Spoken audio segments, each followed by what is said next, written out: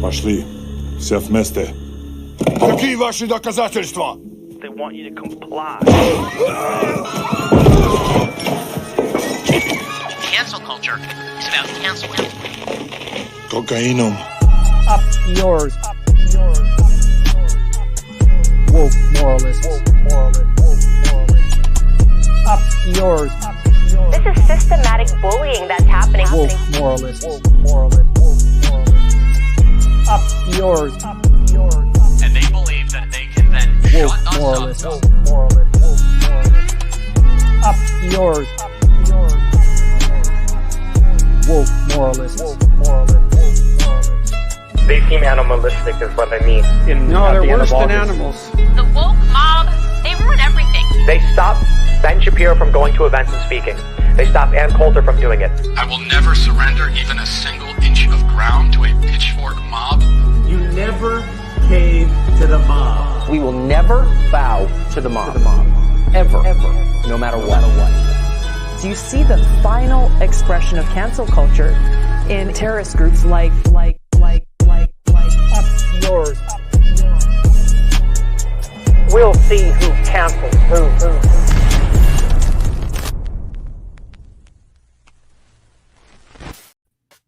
What's up? Hello, friends. How we doing? Those intro inserts at the end there, just they seem so out of place, but they're hilarious. I came back early from Puerto Rico. I switched my flights just to make sure I was here. Oh my God! You should have stayed in Puerto Rico a little longer. I would have been. Oh no, I didn't need any inferences. I didn't need vacation. any inferences from my absence. I said, I've There would be. never missed an episode. If I start now, that'll be the next thing we have to address. yeah. There's a lot. I don't know where you all want to start. There's so much to unpack. I'm a little bit overwhelmed, even just like starting. I think everyone's caught up at this point. I think everyone's kind of done their homework. I'm an expert. I know everything. Binder? I tell people that before, we have a unanimous decision, and Binder would like to speak. Right. Yes, I'd like to. Listen, we gotta address the elephant in the room here, and that's Lance has all these LGBTQ flags behind his behind him in his background. What's going on there? Look at this.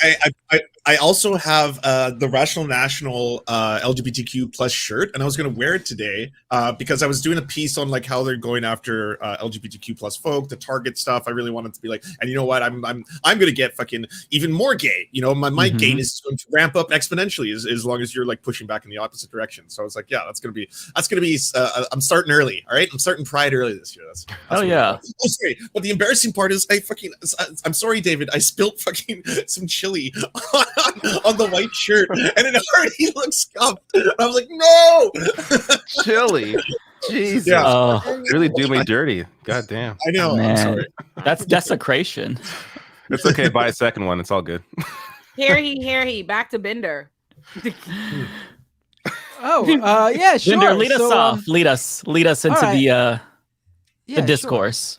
Sure. So, wait, what are we talking about today? I don't even know. What's going on? What's happening? Well, we should address what's important. So, people have been asking us more and more about the one of the co-hosts of Leftist Mafia, and because there's been a lot of first there were the videos calling it drama and all sorts of things, and then there were videos that came out and explained the more egregious allegations in detail.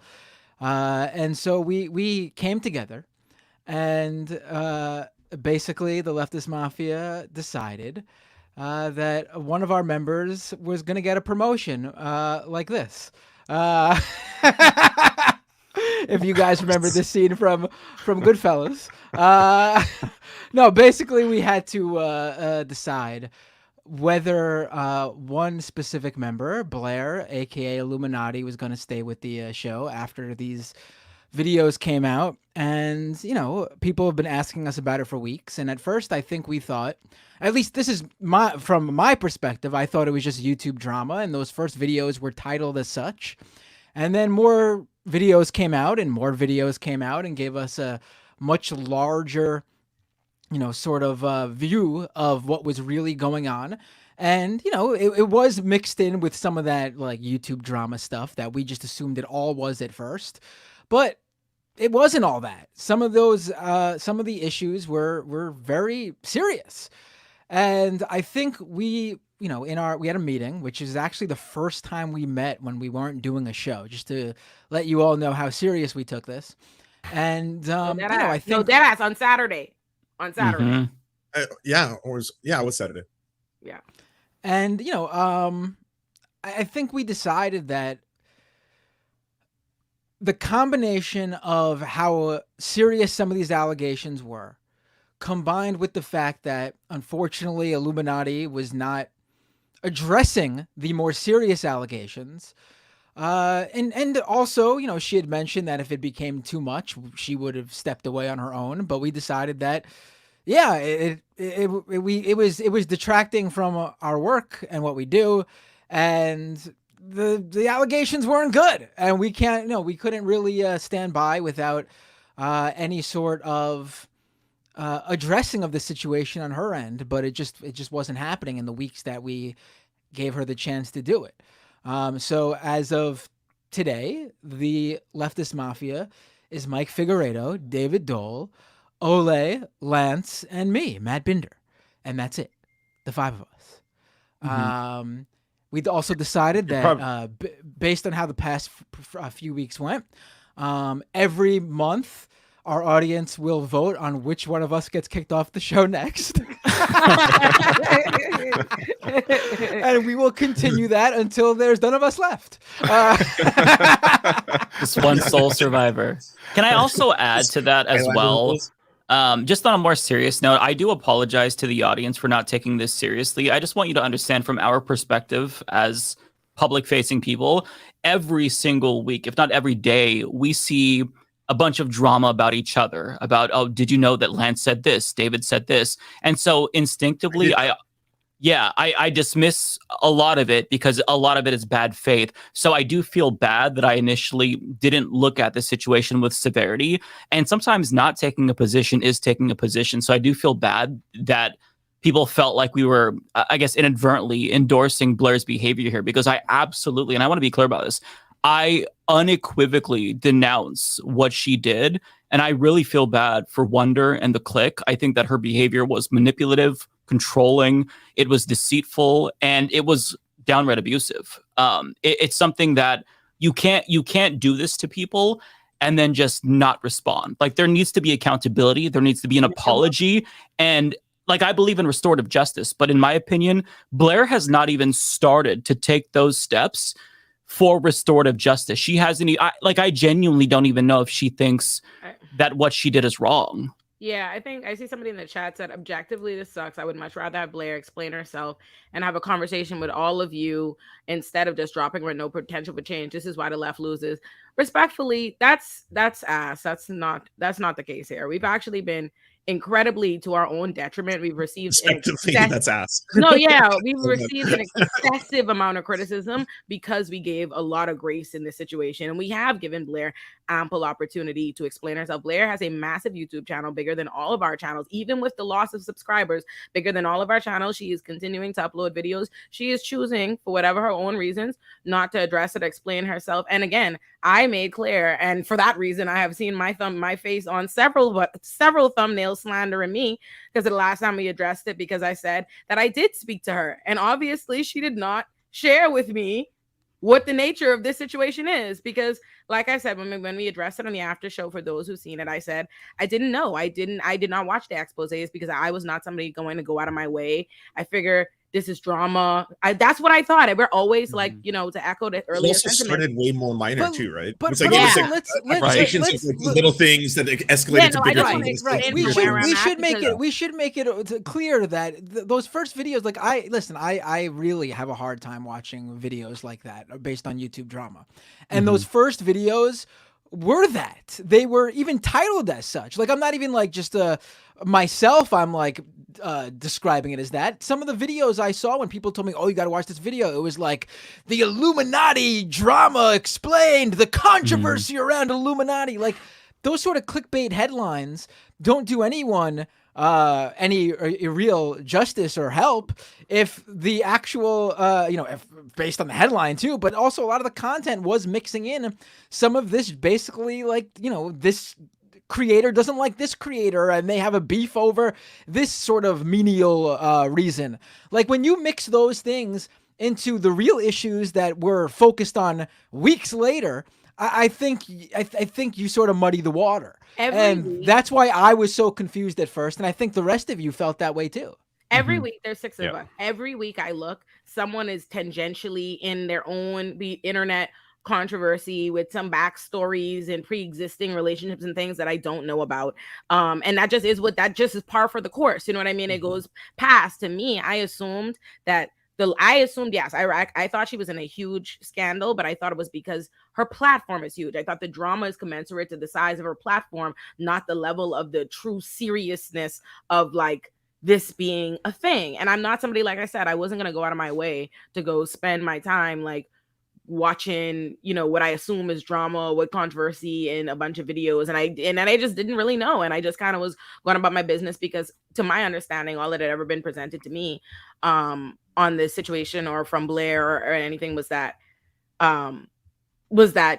there are people that did not like her, that she's previously known, you know what I mean? Because she went and did her own thing and jealousy. I see now that appears to be the opposite of such, right? But that was all I thought. I thought this is some whatever thing. And I've since gotten informed. The whole thing about information in this life is when you get new information, you come to an opinion, a conclusion. And I will say this, I understand why there was somebody in the audience last week I had noted, I'd seen say, we're worried about y'all. You know what I mean? Is why and I was like, in my mind, in my spirit at the time, I was like, what the fuck are you talking about? Whatever.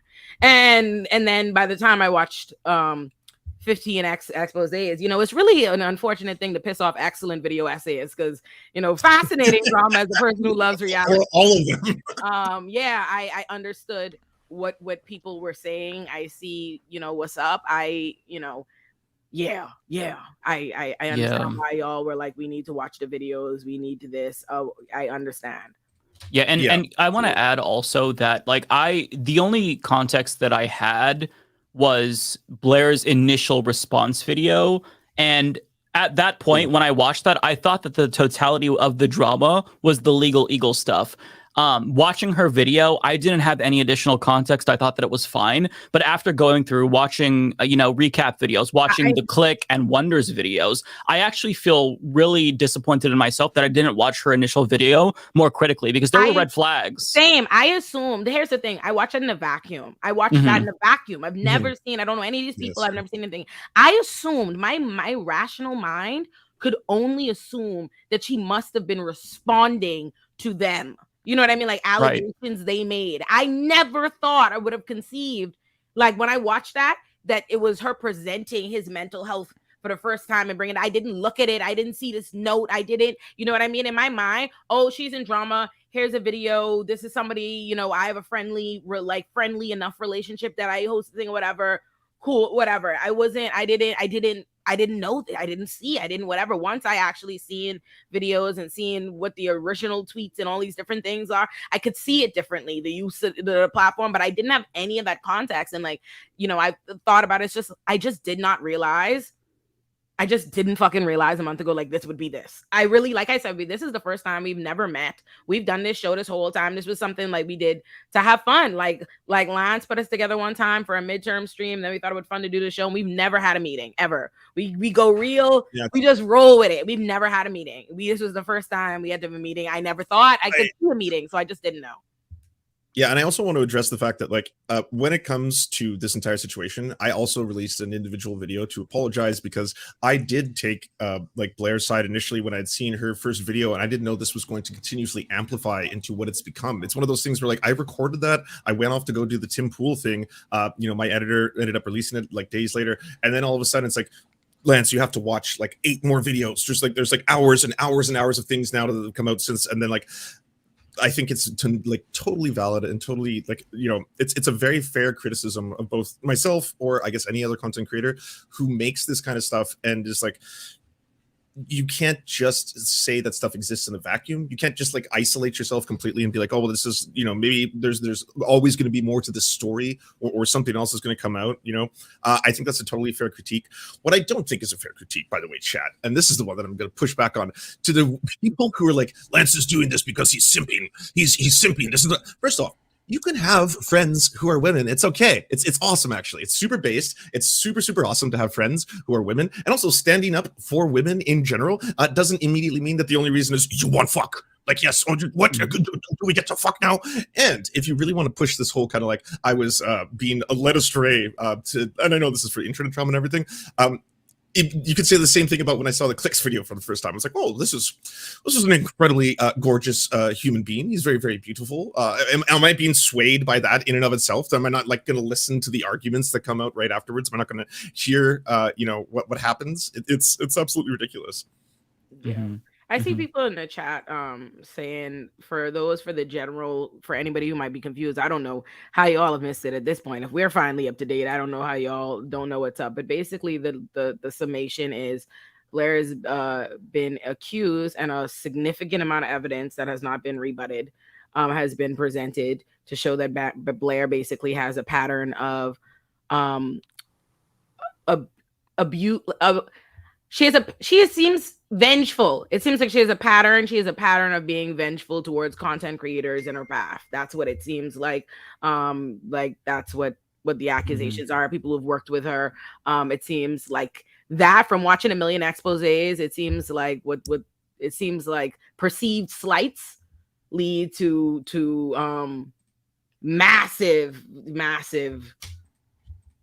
And there's also a power imbalance here as well. First of all, if any of you just told us that she was a landlord, she would have been gone like that. I didn't know we had a landlord in our midst, okay? That is a non-starter for me. I think that as leftists, we failed by admitting a landlord to the podcast. Finding that out was mind-blowing. The landlord thing is the thing we find most horrifying of the things we've learned. No, not most. No, not most. It would have got my attention quicker.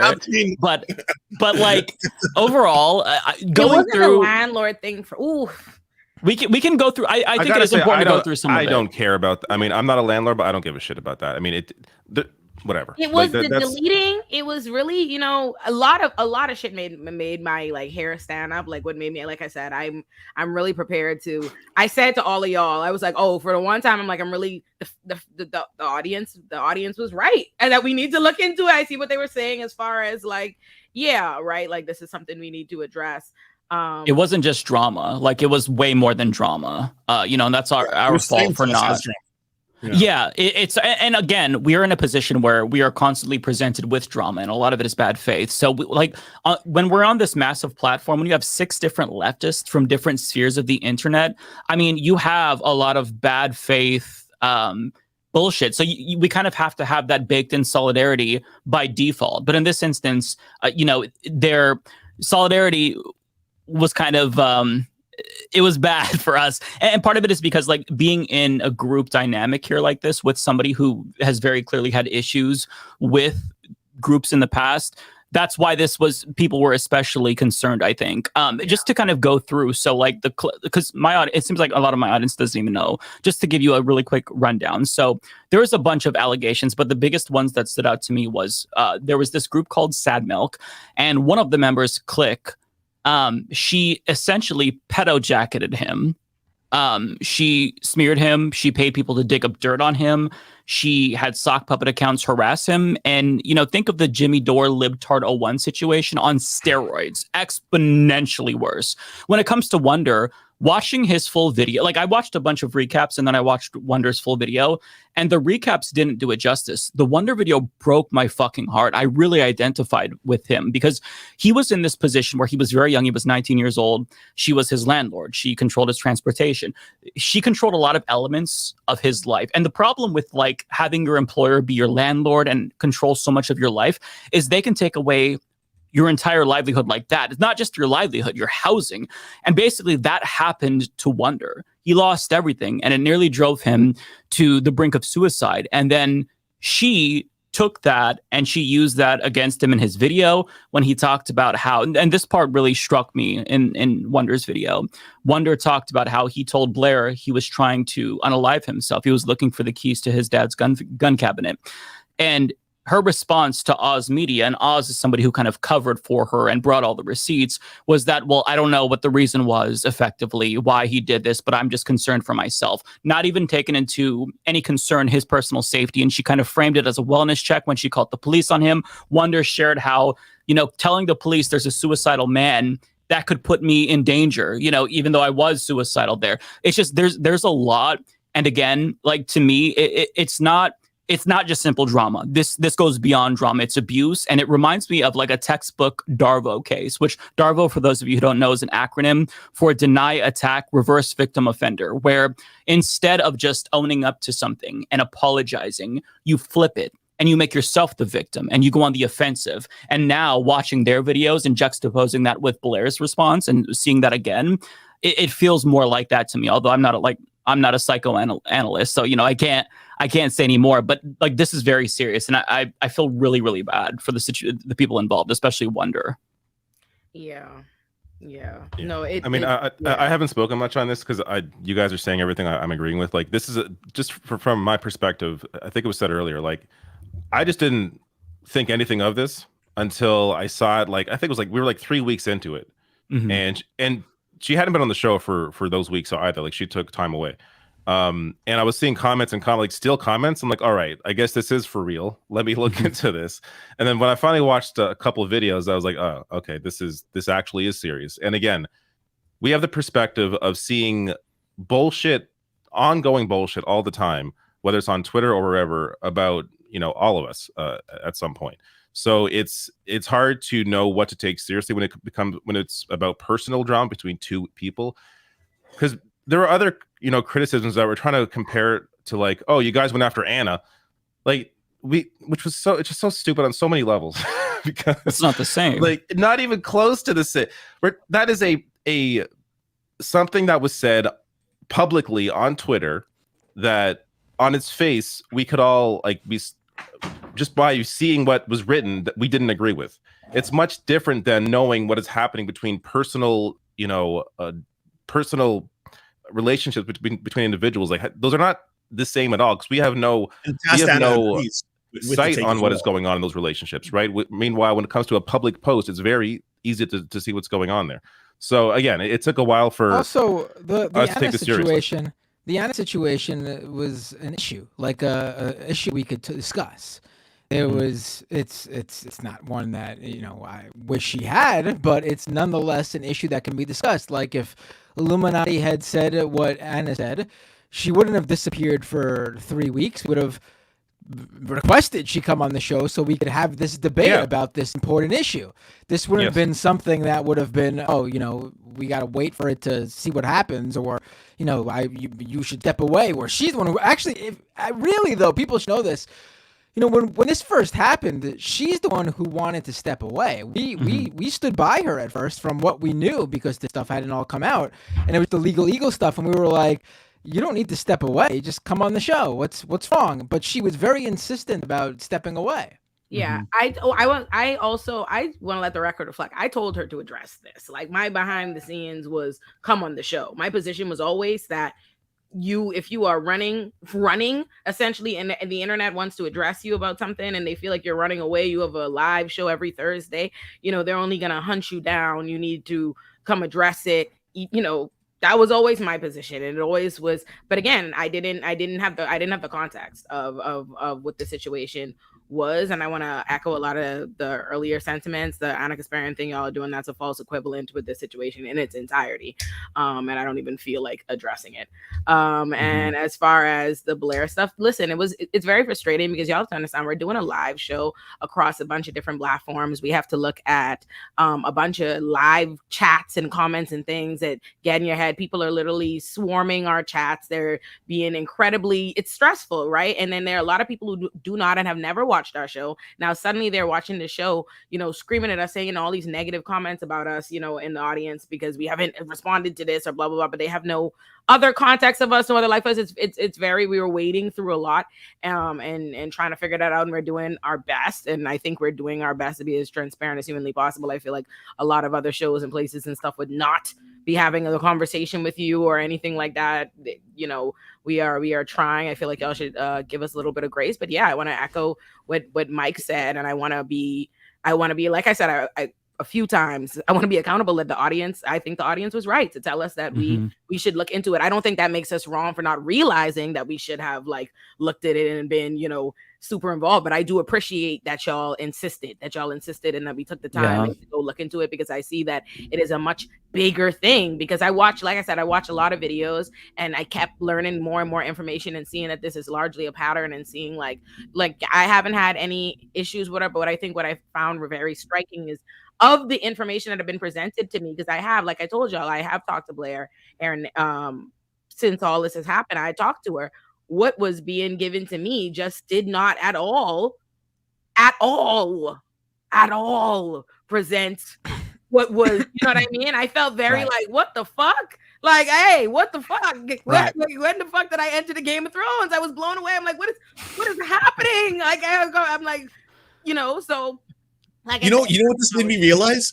I would be so shit at the Game of Thrones. I was like, when this was all going on, I was like, oh my god, I would love to think that I was going to be some kind of, like, you know, bisexual god king, like the Viper or some shit. No, I would get rolled. I would get so rolled. There's like so many moments where I'm just like, wait, what? Because I'm too trusting. I would get manipulated. Honestly, I'm pretty good. I had everybody's reactions, like everybody in Leftist Mafia pegged for how he'd respond in different situations and stuff. The thing about the Blair situation is I'm not paying attention to Blair, because Blair, you know, has only ever served she's a triangle.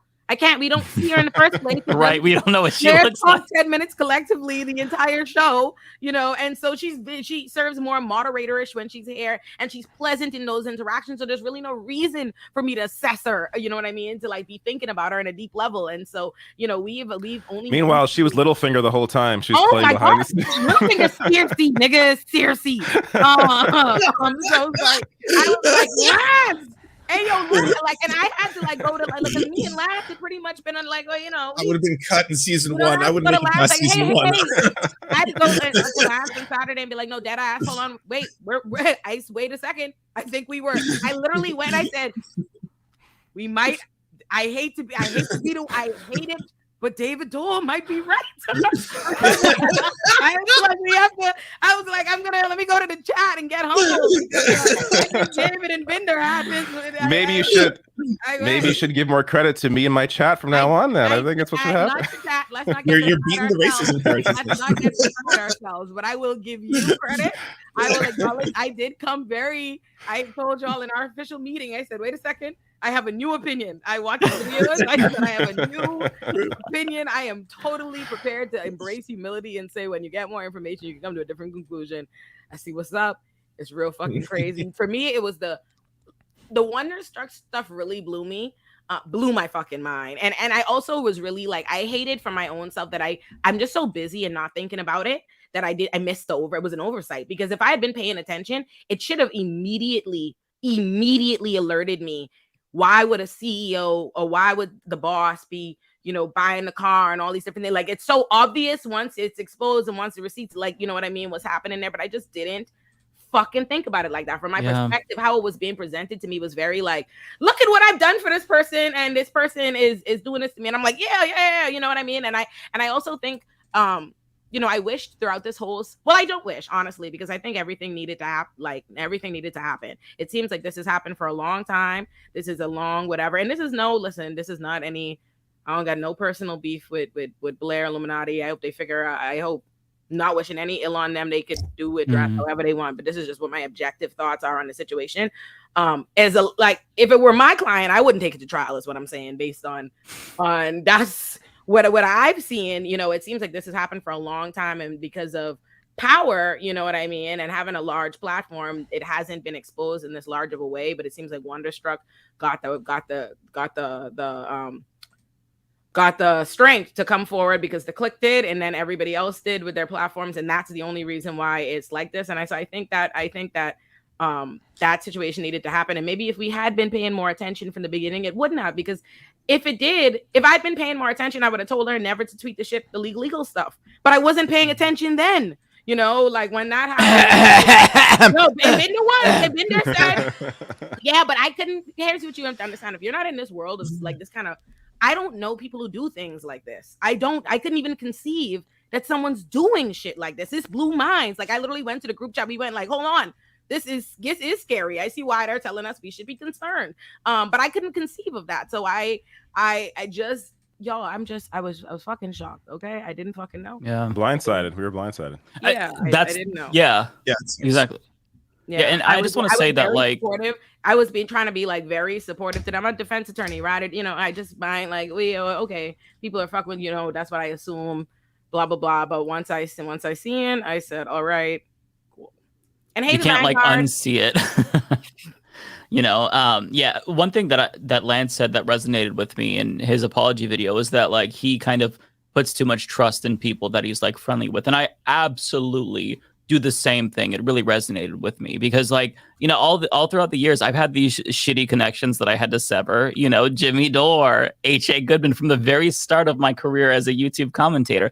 So it's just part of the process. But like it's so difficult to differentiate good faith from bad faith criticism. And I think that's why a lot of creators end up becoming really hard-headed and doubling down. But like, we're not those types of creators. We actually do absorb criticism, even if it is difficult sometimes, even if I admittedly felt cognitive dissonance, but we're trying to learn and grow, and just going forward, you know, we we'll try to do better. Like we need to normalize this idea. Like I am so for, especially people with large platforms, you know, coming out being like, I was wrong, or I fucked up, or hey, by the way, I also deeply believe in restorative justice. So it's like anything else. I think like this idea of, hey, on the one end, you have been like credibly accused of something versus, well, why does the public like response have to be so calculated and then meticulous, and then start this entirely new like drama cycle and all that kind of stuff? Yeah, it's one of those situations quite make sense. Yeah. And that's the thing. Like I said, on one end, I feel a little bit like, damn, like, you know, I knew it didn't make sense, and there were certain conversations we were having like I'm like, wait, what? You know, I kept insisting like, I don't feel like this is the route. Why are you so insistent on this route? But I get it. It's consistent with this larger vengeful Cersei Lannister shit. And like I said, if I'd been paying more attention from the beginning, I think we would have probably put a stop to. I didn't realize that they would ever, even if they thought like the legal thing, I didn't realize that like not jumping in and stopping them from thinking that would lead them to go on a Twitter thread and do all that stuff. Like, because there are lots of things that happen, or you think things, or you talk about other people or content creators amongst other people, but you don't go and make a Twitter thread. Like, you know what I mean? So I wouldn't think like not jumping in and being like, hey, this absolutely doesn't appear to be plagiarism. I swear to God, it doesn't seem to be. Needed to happen in order to stop a Twitter thread. You know what I mean? And then by the time Lance was telling me like, hey, big Illuminati drama's happening in my mind, she said somebody copied a style in a video. However serious could the drama and the fallout from this be? I didn't know that's what I'm thinking. And so then, you know, I'm like the way it was presented to me was like there was this just pre-existing drama with a few people that you're like friends with that you needed to address, and that's what I thought was happening. I thought they were doing all these other horrific, horrible things, and like if I had seen their videos, if I'd seen their things, her video would have seemed nuts to me from the jump, because I would have realized she's not even saying shit in it for real, other than just disparage. Nothing that they said was ever addressed or blah blah blah blah blah. And like I said, you know, I've been I was nice to Blair behind the scenes about all of this, and I wouldn't have gone and cussed out, but I would have told her, hey, nigga, you seem dead wrong, guilty, so you should apologize. Like I would have said that, you know what I mean? I would have been like, you should do that, my guy. You should like address that and take that route. But I didn't know anything about it to address from that level. I could only go based on the information I had, and I didn't know that, like, again, I didn't know I was in the Game of Thrones like that. I'm sorry. So well, and to be fair to you, Ole, like since the beginning of our show, when we announced our show, you were presented with a bunch of like dirt on us. Oh, well, did you hear about the Humanist Report and Rational National? They're fake leftists. You had to navigate that from the very beginning. Who people hate the fuck out of us. So and you didn't have any context because you were in a different internet space than we were. So like it's been constant. So yeah, exactly. And that's what I thought. It's like from the minute we announced the show, which to me is like, this is just supposed to be a pleasant, fun time, blend these different, areas of the leftist spectrum of platforms and stuff. It was always negativity and people being like, I can't believe Olay is with such and such. I can't believe Olay is with this one. She sold out fast. Yeah, I remember. I don't know. I think Olay's taking the wrong message here. I think she's got to get on YouTube and search up David Dole controversy explained, the real dirt on Mike Figueredo. Everything you need to know about the Lance drama. I mean, that's the stuff's out there. You gotta dig in now. Yeah, I just was like, I honestly, it was time to do your due diligence. Have you heard what I said about Tulsi Gabbard in 2020? Listen, in my mind, I've always tried to some level, I treat everything that I do like these are projects. And they are not like, I treat my own platform like Illuminaughtii, my shit. And I heard somebody in the chat be like, oh, Olay modeled her name after. You might be new to me, but like Illuminaughtii is the name of my Substack and my stuff that I've had for years. That's been my brand before I knew Blair existed. So respectfully, she didn't come up, and she didn't come up with Illuminaughtii. I know you know that. Right? So, I'm like, but I treat my own platform as something I have to be responsible for. There's a reason why I don't like stream Leftist Mafia. That is my show. Like, obviously this is all of our show and I feel that or whatever, but it's not the way my show, I consider that where I'm responsible for. That's why I have a pre-written show. I don't live stream. I don't do those things. I like to create a little like universe that I could be responsible with for in the four walls. And I try to not take this on. Olay does this show on the DL. She doesn't want her audience to know that she does it. You're ashamed of this? Yeah, so basically though, I was like, that was basically no shit to be fully candid with y'all. Lance came to me about this, like, this is bad. This is affecting all of us. I was like, speak for yourselves. Speak for yourselves. My audience knows nothing about this. I literally thought, I was like, I'm feeling a little siloed from the problem, Lance. So I'm sorry. Well, it's one of those things where it's like the more you like everyone kept saying that, and correctly, by the way, like, go watch this video. My Reddit was like flooded with a whole bunch of things where it's like, please watch this. And yeah, it does take a long time, which is one of the reasons why I think everyone here wanted to wait, obviously, to like, give a very fair opportunity to Blair. I don't have any personal like super negative experiences at all, having worked with her. So allowing enough time to go by for her to either make a statement or come back or whatever it's going to be. Right. I think there was a pretty long grace period in between that. And then, here we are. I mean, we should, we to be completely open and honest, like, we had that discussion. Lance told her what we were thinking, and she accepted the news. She was the one who, did, I think she was the original, like, Discord creator of the Leftist Mafia Discord. She handed that over, no problem. We had no issue, personally, the five of us, with her, even when the split happened. So, we can't add to, there'll be no, like, the drama between Leftist Mafia and Illuminaughtii explained videos, because it was a fine split, just to be completely open and honest with everybody and transparent here. Yeah, she never did anything to us. Other than me and Lance, other than lying. Yeah, it was one of those breakups where it's like, it's you, not me, I just feel a little bit like I will say, I was talking to my friend about this in the park on the weekend, right? Because I was really explaining the magnitude. Because I had to change my flight from Puerto Rico to come back for this.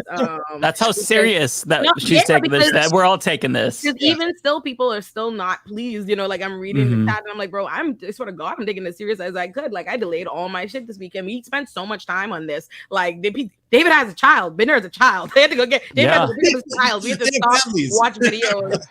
Let's have weekend meetings where we discuss it, like watch hours and hours of this video. I had to leave early because my parents were coming over, like randomly. I just want to point out that, as I said, there won't be any like explaining the Illuminaughtii issue.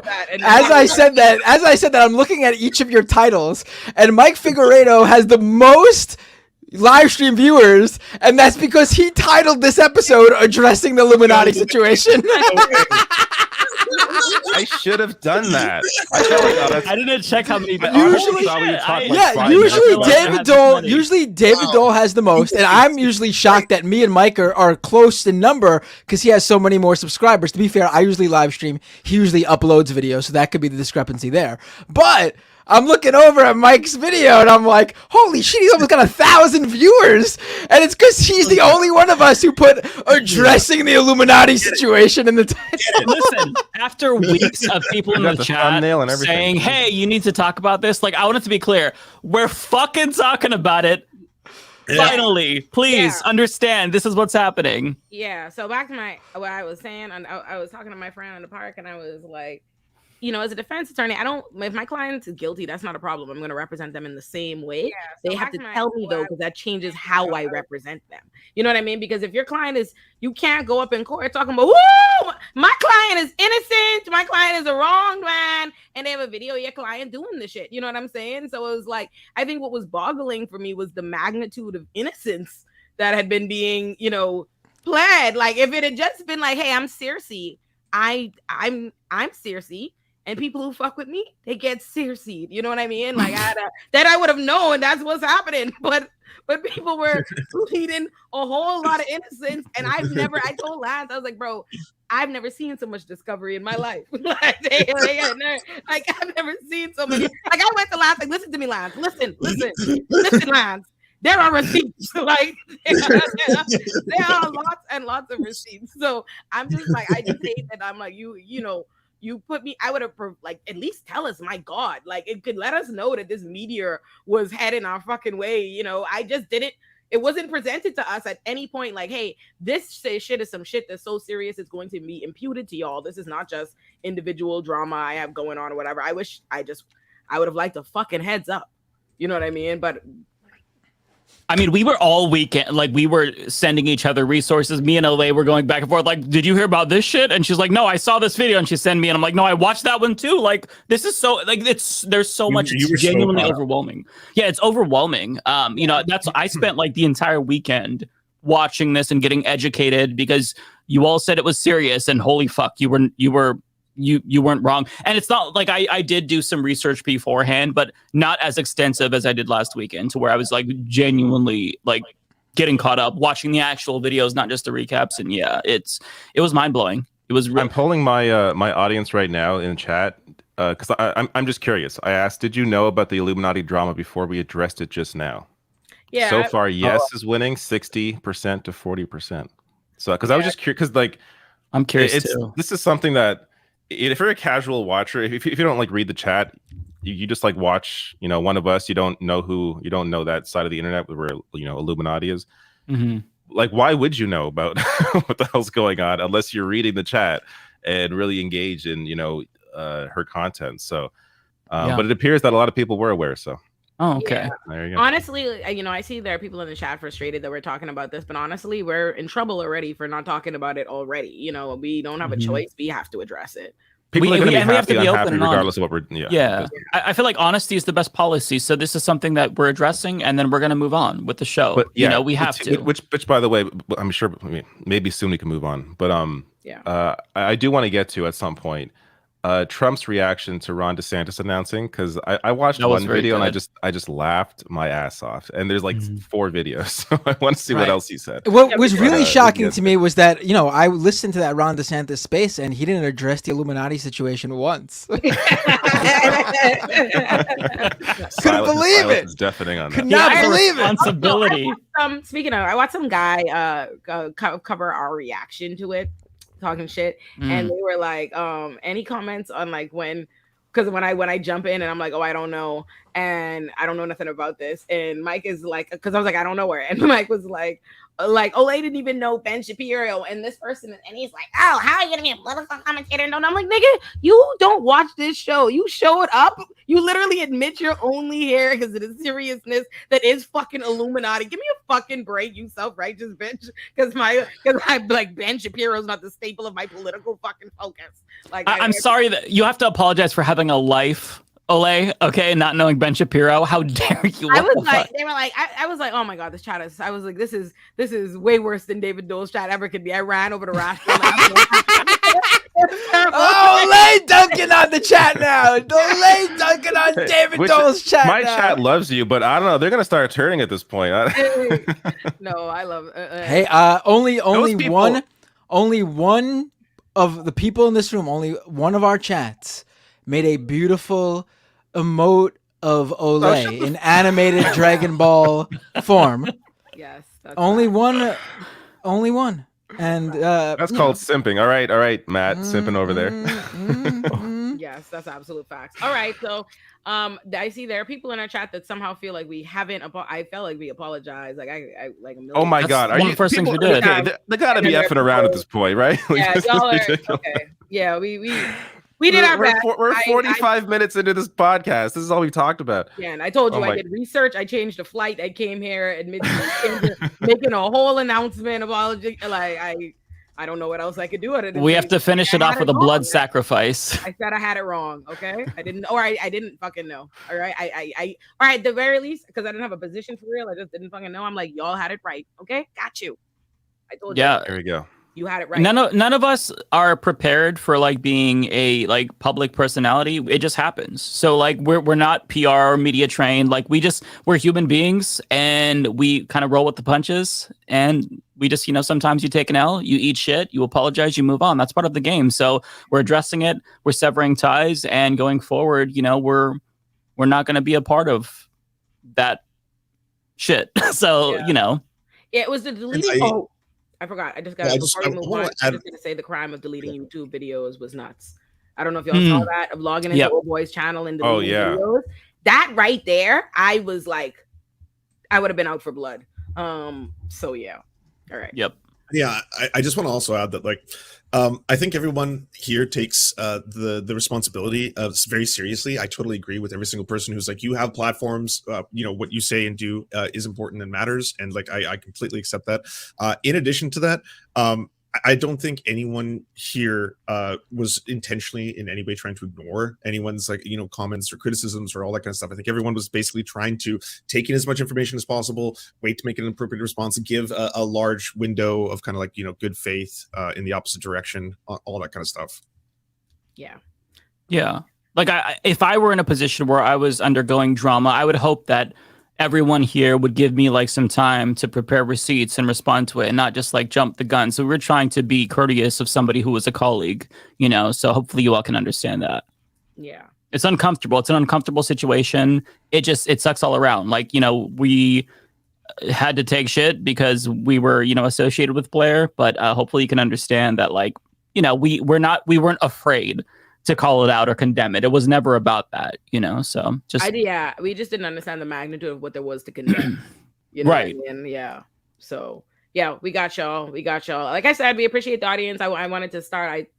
we acknowledge we love our audience, the ones who have been watching the whole time, not y'all new niggas who just came in here to give us fucking shit. Those people, I don't care about those people at all. The ones that came in, hey, I'm just here for the Illuminati drama. How dare you not denounce her? Like, that's what the? So great. They literally you come from? They literally be like, "This is my first time ever watching, but you owe us." Excuse me. Yeah.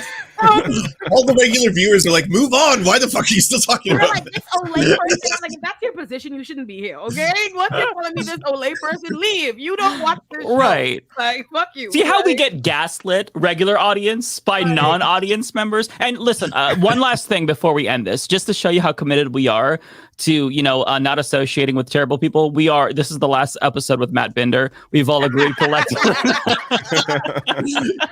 Finally. No, we love Matt. It's so freeing. We love Matt.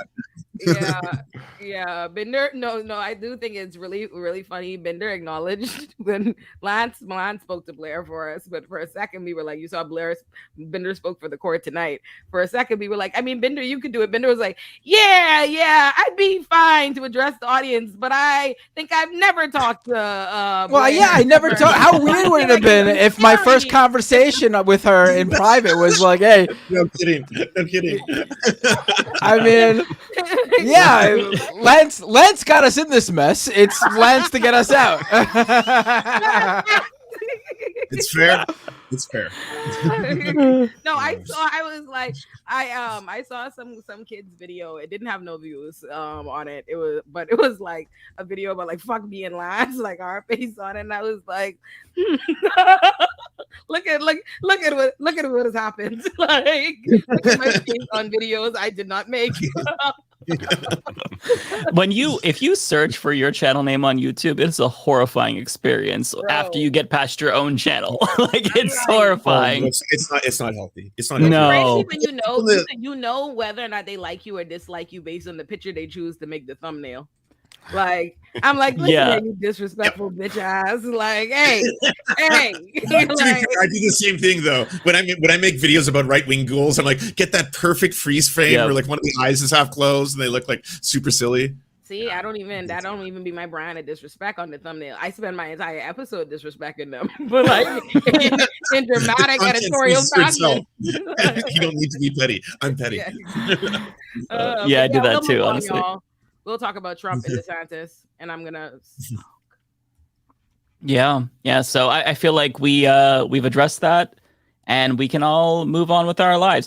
One thing that people are probably curious about before we move on is like, are we gonna get somebody new? We're just gonna fly with 5 of us. Maybe in the future we'll add somebody, but for now I think it's just honestly 6 is. We were thinking of people. You know, we wanted to go the no drama route, so we were thinking of people to bring on, and we, some names that went around, no drama. We're thinking Vosh, maybe Brianna Joy Gray, Jimmy Dore, maybe bring him on. Jimmy Dore. It's just not going to be a front-loaded package. There's not a lot of stuff to decompress. It's going to be great. Right. Who else? Yeah. No. The I'm trying to think Virgil of Texas, other. or bring him back. Virgil Texas. Right. Yes. We're starting a brand new chapter of drama. Yeah. Destiny, of course. These are all top contenders. I want to let the record reflect. Like, I never used to be in no fucking problems. I've never seen I never used to be in no problems before I started hanging with these white men. Who's the real problem? I emailed Aiden Ross, let him know that there was a spot available on the show. I actually Kim Iverson. I don't even know who he is, but I mentioned him in my episode on Illuminaughtii. I'm dropping tomorrow. If we're just going to go on a mini Aiden Ross thing, there's so many funny things. So he said on stream that he has jerked off to his own sister. Yeah. Oh God. Wait, no. We're all demonetized now. Rightfully so. Listen. We just spoke about how in the leftist space you're going to find out things like this, and it's it's expected. I mean, just so you all know, my mom sometimes watches this show. I'm not saying you should stop talking the way you're talking. I'm so sorry. But just be aware. David's mom, we're so sorry. You've done very well. You've done so well. He's an absolute darling human being. Well done. We love your son. We're so sorry. Yeah. He does not represent our views. We don't speak for him. Anyways, what happened in the news this week? Target. Well, we should talk about DeSantis, right? Let's play the DeSantis clips, right? We've got to play that Trump clip. Yes, okay. But hey, can I quickly give a shout out to Mike, who put out a fucking banger of a special on the whole controversy right now surrounding like Target employees getting death threats and like the thank you, folk, because the journalists, the so-called journalists, I know we're entertainers, this is an opinion piece, but the so-called journalists are sleeping on this fucking story. This is acts of terrorism that is getting amplified by a whole bunch of fucking right-wing figures. This is how you have to frame it. This is how you explain it. This is how you people are getting death threats. People are worried about their employees because of this, and now they're amplifying that and saying, oh well, like Charlie Kirk today tweeted, like they're siding with the groomers.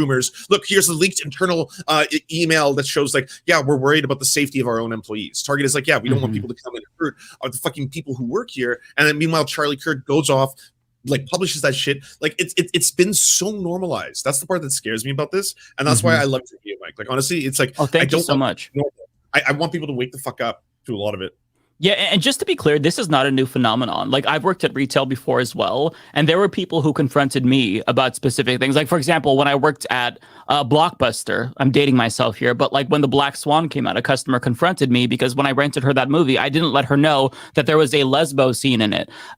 These are things that are going to be an issue so long as we have racists and homophobes. They're going to berate employees. But what needs to happen with Target is they've got to put in resources for their employees. They need a corporate line that the customers can call and bitch to. They need to get extra security, allocate more labor to each stores, especially in red areas.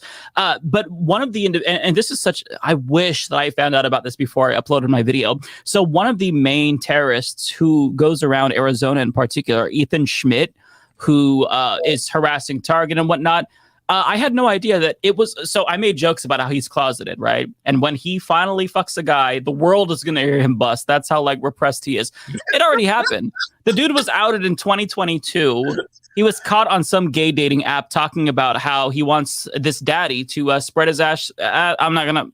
David's mom watches this show, just to reiterate. Sorry, David's mom. I'm so sorry. But very explicit. And the response apparently was that he was just there hunting for pedophiles. I'm just going to give everybody a little bit of advice. If you're trying to find out if somebody is a pedophile, you don't need to ask for pictures of their penis. Just to put that out there. So, yeah. So I don't understand. So he was actually outed a year ago, and he's still doing this anti-gay shit. I don't. Still doing it. He's making videos where he's like, "I'm gonna fucking hunt them. I'm gonna hunt the queers," and then uploading. It's just so scary that they not only think this in their minds, but they're willing to film it and then use this as a way to get more likes on fucking social media. The normalization of that is horrifying. I guess I'm just amazed that this stuff doesn't stick to them. That right. That we didn't already know this. It wasn't obvious information that we all know about this individual for the past year, and he's doing all this shit still. I don't know. Jesse Lee Peterson. It feels how do we address people like this that are so clearly doing shit that is wrong on its face, even apart from their past, but that are individuals that are just clearly doing it for some other motivation, they have some deep-seated hatred of themselves, and people don't care that support his side. This is why I don't know. I had a mental breakdown on one of my videos this week covering Nikki Haley and her transphobe. So I did a video on Nikki Haley made some transphobic comments during one of her stops, and there was no reaction in the audience, and it was another example of just this ongoing bullshit that we've had to. I shouldn't say have to address, but that we've addressed over and over and over, and it doesn't stop. At what point do we should we keep addressing it? Because it's not having an effect. I'm just it's so much. It's a lot, and sometimes I wonder if us talking about these individuals is giving them more of a platform than they would have otherwise if we didn't acknowledge their existence. I don't know how to address it either, and I commented about this on Twitter, but you addressing the mental health angle was very cathartic for me personally, because this whole week I've just felt nothing but depression, and as a result derealization, and part of it is just looking at my catalog, and it's just everything. It's about LGBTQ plus hate, even if it's just tangentially related. It's about that. And when you're part of this community, it feels like the weight of the world is just crushing you. And to be clear, I just want to be clear, me covering it clearly, the impact on me is minuscule compared to the ones that are actually at the center that are being impacted. But just as someone, just in my position, someone covering it all the fucking time and seeing a new example of it, multiple examples every single day of these crazy, hateful individuals, it does. It makes me want to do something else, or just cover different stories. Don't completely ignore all this shit and do something else. Yeah. Did you see the video of the guy who Tim Pool and a bunch of the right were promoting today, who was talking about how the inclusion of trans colors within the pride flag is because they are pedophiles and what is it, maps part of and associating with some kind of pedophile normalization scheme or whatever. Turns out that same person had been brought to court for multiple different accusations of pedophilia, sexual contact with kids. One of the witnesses didn't show up, so it was eventually dismissed. But it's one of those people who basically gets out in front of the camera, says all these lies about trans people being. Talk about Maj Touré. Touré. Yeah, I had on a listener of my show, Rem, interrupted one of his speeches while he was on the Libertarian Party tour in Texas to confront him about an earlier tweet he had basically claiming he was, it's what got him suspended from his original account. His original account had like almost 200,000 followers on Twitter. He got suspended because he had a tweet saying, you know, if you come and do a drag queen story hour in my town, I'm going to come and assault you. I'm going to attack you. I'm going to physically harm you. So he got suspended for that. And she approached him at an event, and he completely flipped out about it. So this guy is already off his rocker. Oh, he wouldn't let her. He basically said if anyone, like, I think he knew it was going to happen. So he said if anyone's here, let's you know, at the beginning of the speech to interrupt me or something. Let's do it. And so she stood up and basically he talked over her using the mic the whole time and didn't let her say anything. And just basically like physically like got off the stage and got up in her face.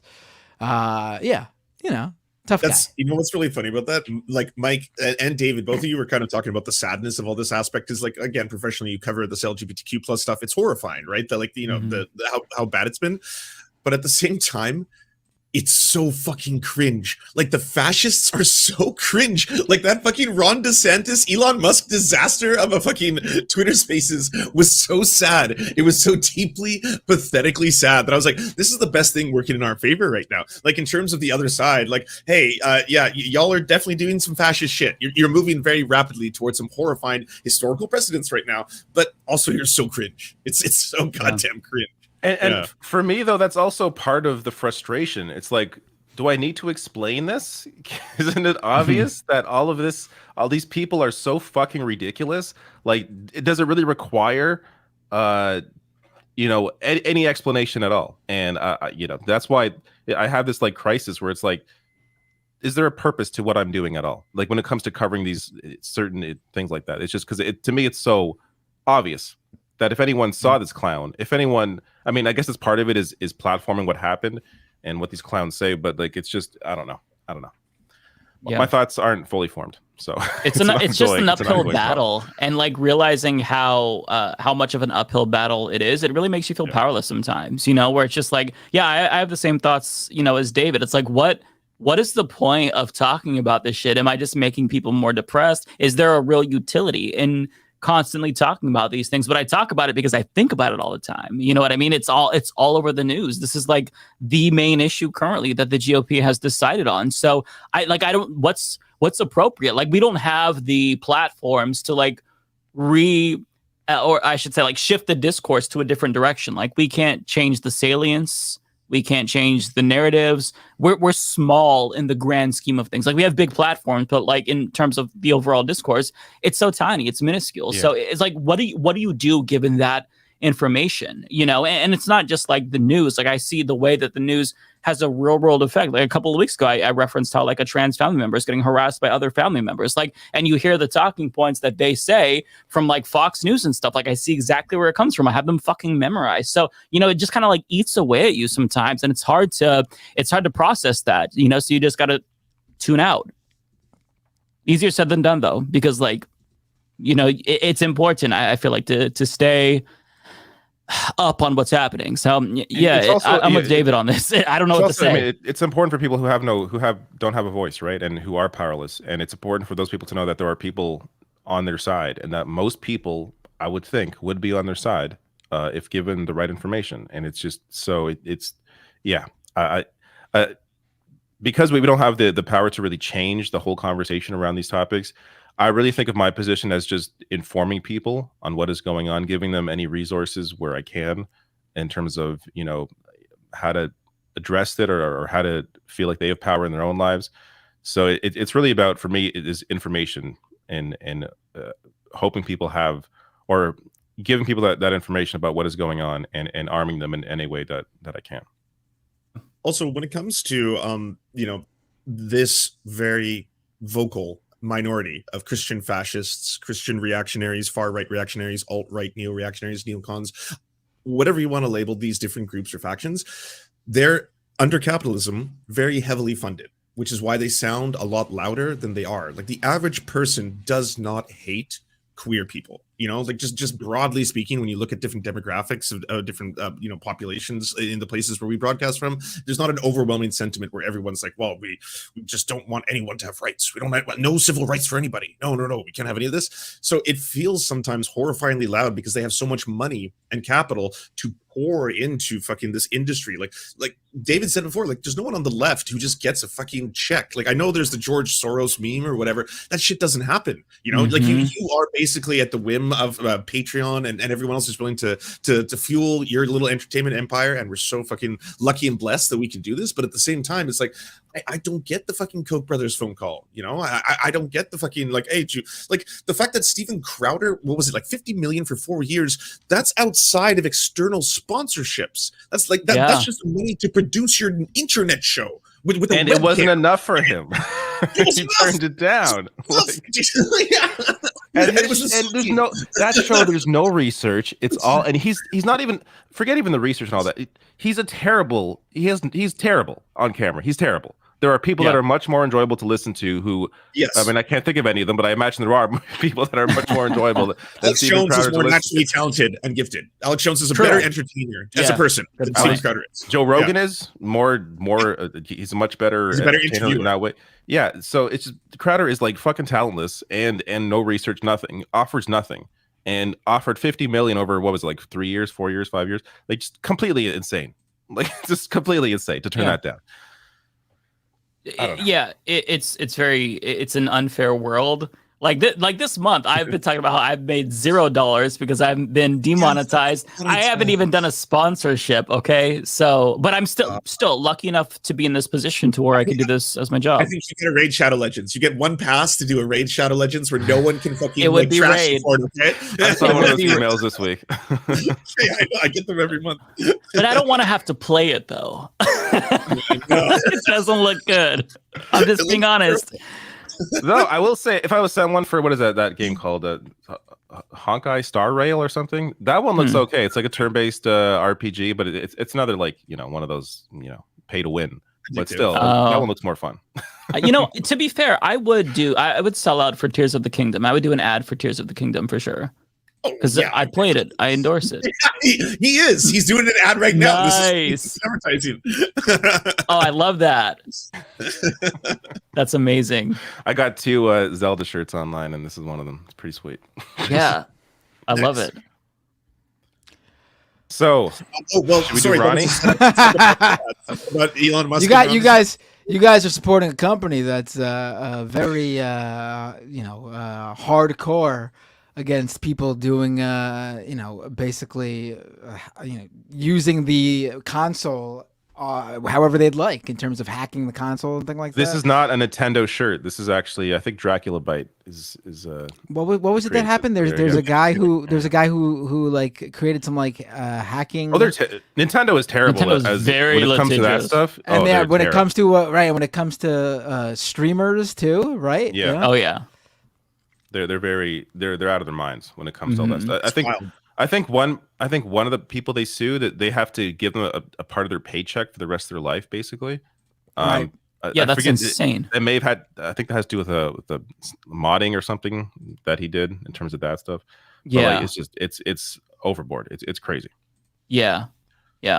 But I mean, with that being said, objectively speaking, Zelda Tears of the Kingdom is a masterpiece. So it is amazing.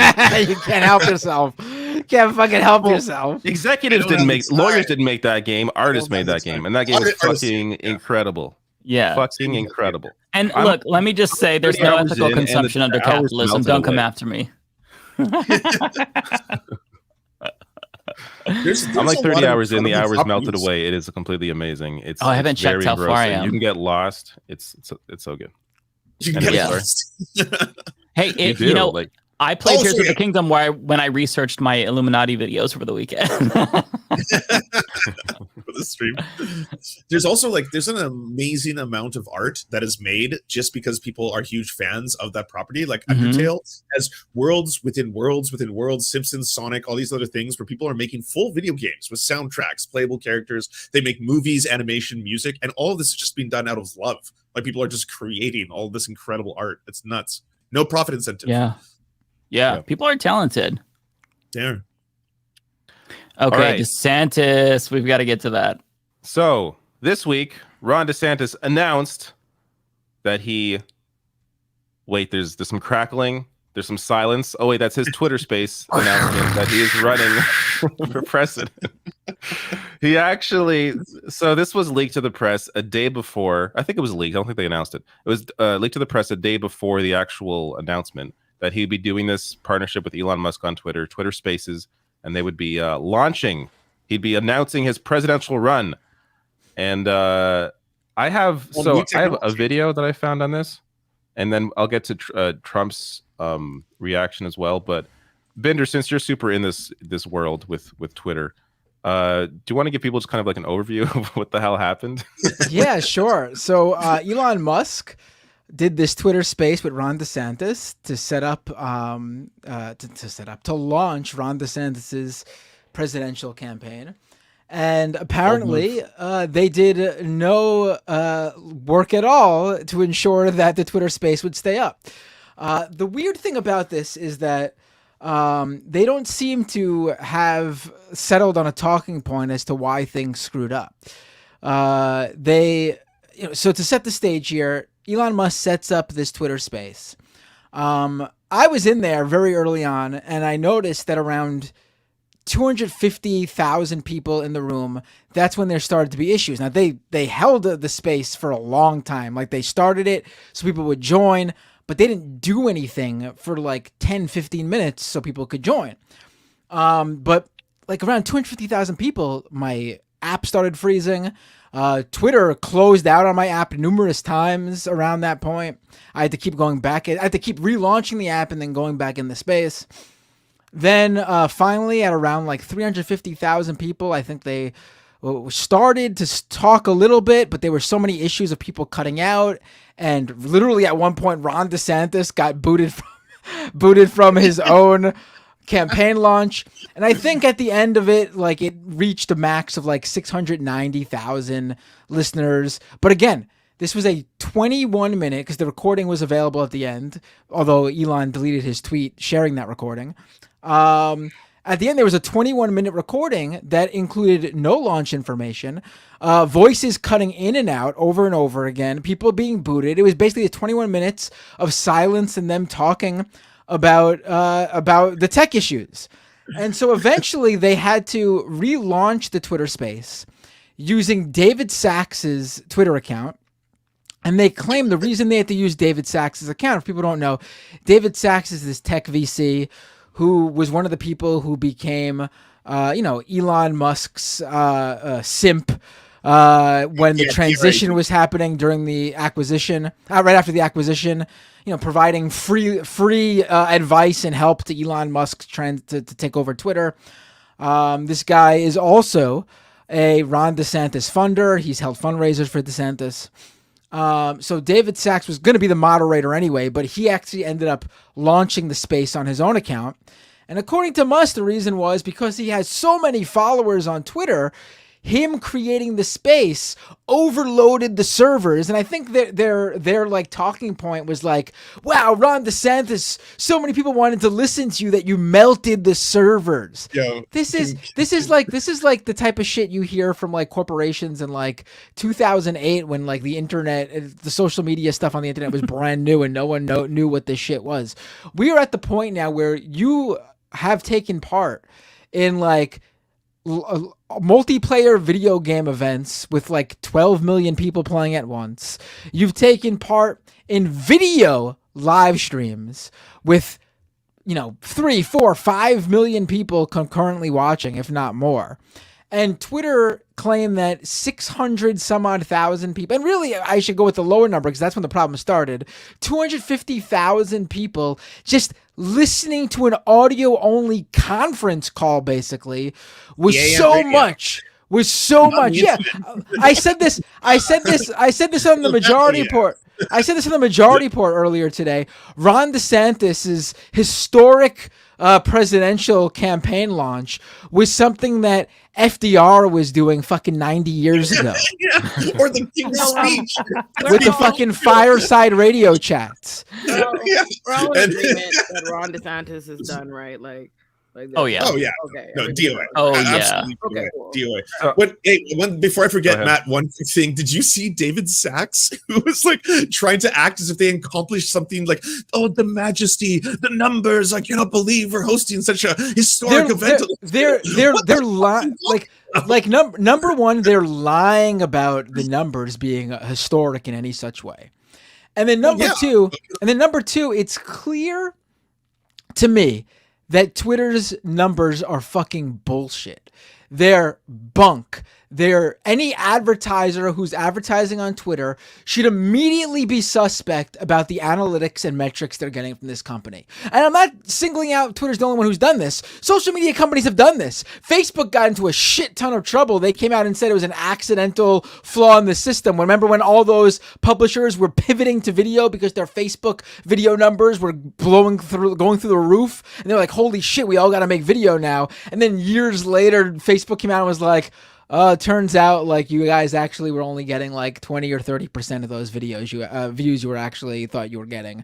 Our numbers were messed up. Our bad. But Twitter seems to be like purposefully doing this right now. Ian Miles Chong tweeted out, because I pointed out how weird it was that they're acting like this was historic when just last month Twitter did a Twitter space with Elon Musk and the BBC. Do you guys remember that BBC interview Musk did? It was a huge failure on the BBC's part, but they held it on Twitter Space, and I was in there. It was like at midnight on like a random day, last minute. It was like a Wednesday night at midnight, and I was in the chat at one point, something like 2 million concurrent listeners in the chat. And I was like, oh man, that's great. 2 million. That's a Twitter record for Twitter Spaces. But then Ian Miles Chong tweeted out today that DeSantis actually had the record because everyone knows the Twitter Space numbers were having issues during the BBC interview and those numbers weren't real. And I was like, I didn't hear that. Where did he hear this? And then Elon Musk replies to him and goes, true.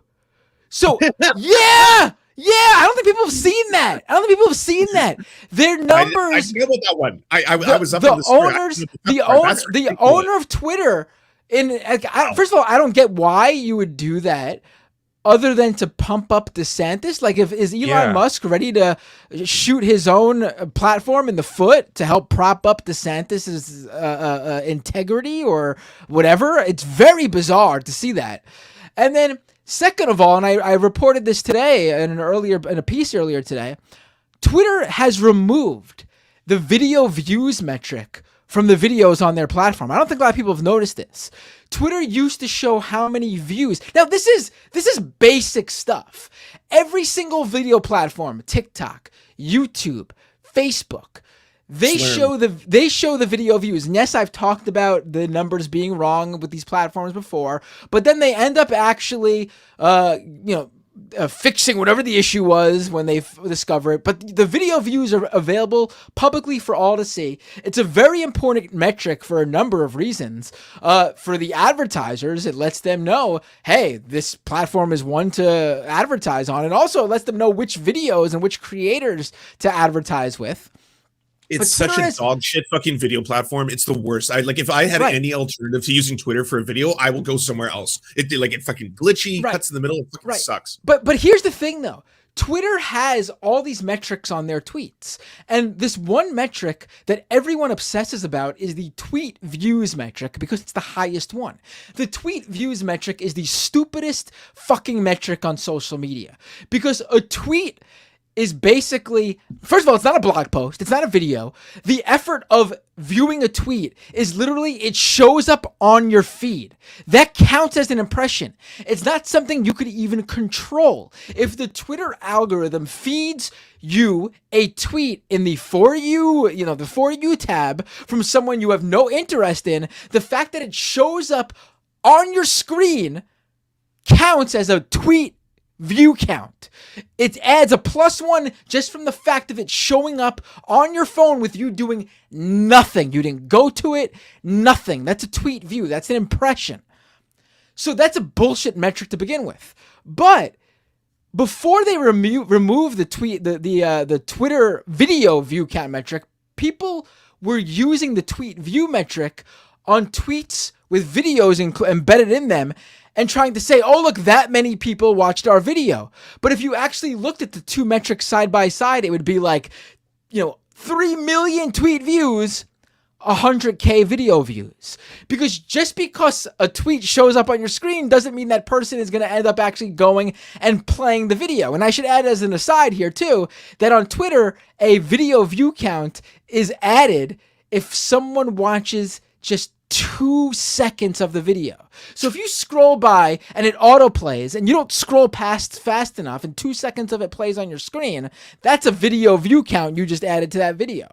So the DeSantis campaign is out there today using the tweet view count, saying they got 22 million views in 24 hours on their video on their campaign video announcement, but they removed the video metric from iOS and Twitter for web already. Thankfully, if you have the Android app and haven't updated it yet, the tweet video view metric is still there, and people have sent me the screenshots throughout the day. The 22 million view metric that the DeSantis campaign is boasting about, which is really just the tweet views, is actually just 5 million video views. So they are not doubling, not tripling, quadrupling the number of views the video has actually received, and saying that's how many people have watched DeSantis' big announcement. It is shady and misleading as hell. And I don't see how any serious video platform cannot show the actual video view metric on the videos without and take themselves seriously. You just can't. Because they're not a serious video platform. And this is why, and this has to be at least part of the reason why the DeSantis campaign decided to partner with Twitter for this announcement, because they either they know the numbers are fudged, or they think they're going to do amazing numbers because all the numbers that they've seen are fake. So that's a good point, actually. They're able to pretend that this is a massive launch when the real massive news was that this was a complete disaster in terms of his Twitter spaces. And so I do want to get to Ron DeSantis and his actual announcement in like video form, because it is so bad. I just want to get your impressions on this. And then I'm going to get to Trump's reaction as well, because he's in rare form right now. I got look, yes. Trump is a terrible person. We all understand this. But when he's attacking the right, it is wonderful. He does such a great job. It is so enjoyable.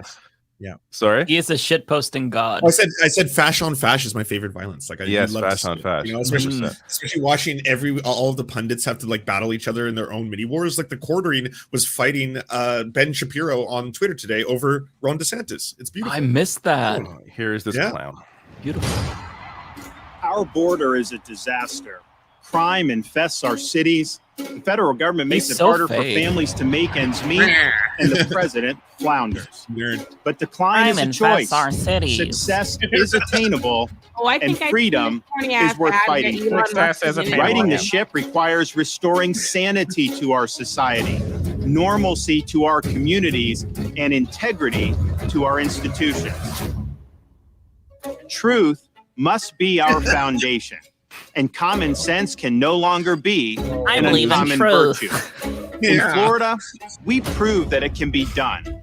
We chose facts over fear, education over indoctrination, law and order over rioting and disorder. We held the line when freedom hung in the balance. We showed that we can and must revitalize America. We need the courage to lead and the strength to win. I'm Ron DeSantis, and I'm running for president to lead is he mispronouncing his American name? comeback. I'm Ron DeSantis. I don't know. Does he look like I'm coming to lead our great nation. So I'm not sure if any of you saw this, but I did a video on Ron DeSantis sounding like the rabbi from Seinfeld, and I swear to God, oh my God, I missed it's come out even more in this announcement video. I'm just gonna bring up a clip I used in this thing here. Hold up. So here, right at the beginning. Actually, no. Let's go. Here. Republicans need to shake the culture of losing that's developed in recent years. I felt that George was somewhat of a loser. Deserved to be married first. The time for excuses is over. Oftentimes in life, there are problems, and just as often, there are solutions. It is the exact same cadence. Like, and the whole joke with that rabbi is that he's just like, a boring rabbi. And Ron DeSantis just has no charisma. He's absolutely terrible. And, he has the anti-charisma. Did you guys see the video they posted of his announcement from the Twitter space, but they edited the audio in with a bunch of random shots of like stock footage of Elon Musk? It's one of the weirdest videos I've ever seen. No, it is. Let me find that. It truly is the most insane campaign-related video I've ever seen. Like it makes no sense. It makes zero sense. It's so weird. It is so. I'm surprised it's still up. It is so bizarre. Wrong one. Hold up. I feel like Lance has got to see this too. Where did he go? Yeah, Matt, really quick, I wanted to ask you, is it true? I saw this at the top of Reddit yesterday. Is it true that somebody was accidentally made co-host in the spaces and then they ended the stream on Twitter? I missed that because it was during the one where they were having all the tech difficulties. So I was getting kicked out and my app was dying. I don't know if that's true or not. If it was Okay.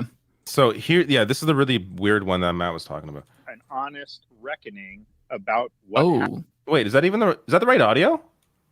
That is the right audio. Okay, it's their video. Okay. Yeah, go to the actual. Go to the actual. Yeah, play that. Click the bottom one. Let's go to the actual one. Yeah, this. Let me just. Wait, no, that's not it. That's not it. Did they change it? No, this is it. No, I got here. I'll send it to you. There's. You have a different one. Okay, well, this one's also weird though. This is just like. First, we need an honest reckoning about what happened during COVID. And the only honest reckoning is that all of those agencies, all of the elites, the public health establishment, they failed. Oh, this is like that one. Right, here, use this one, though, because this makes more sense because it's actually like his campaign announcement, which makes it even weirder. Like, it's not him talking about an issue with, like, Musk or something. It's so bizarre because it's like a straightforward... This is so weird. Well, I am running for president of the United States to lead our great American comeback. Look, we know our country's going in the wrong direction. We see it with our eyes and we feel it in our bones. Our southern borders collapse. Drugs are pouring into the country. Our cities are being hollowed out by spiking crime. The federal government's making it harder for the average family to make ends meet and to attain and maintain a middle-class lifestyle. And our president, well, he lacks vigor, flounders in the face of our nation's challenges, and he takes his cues.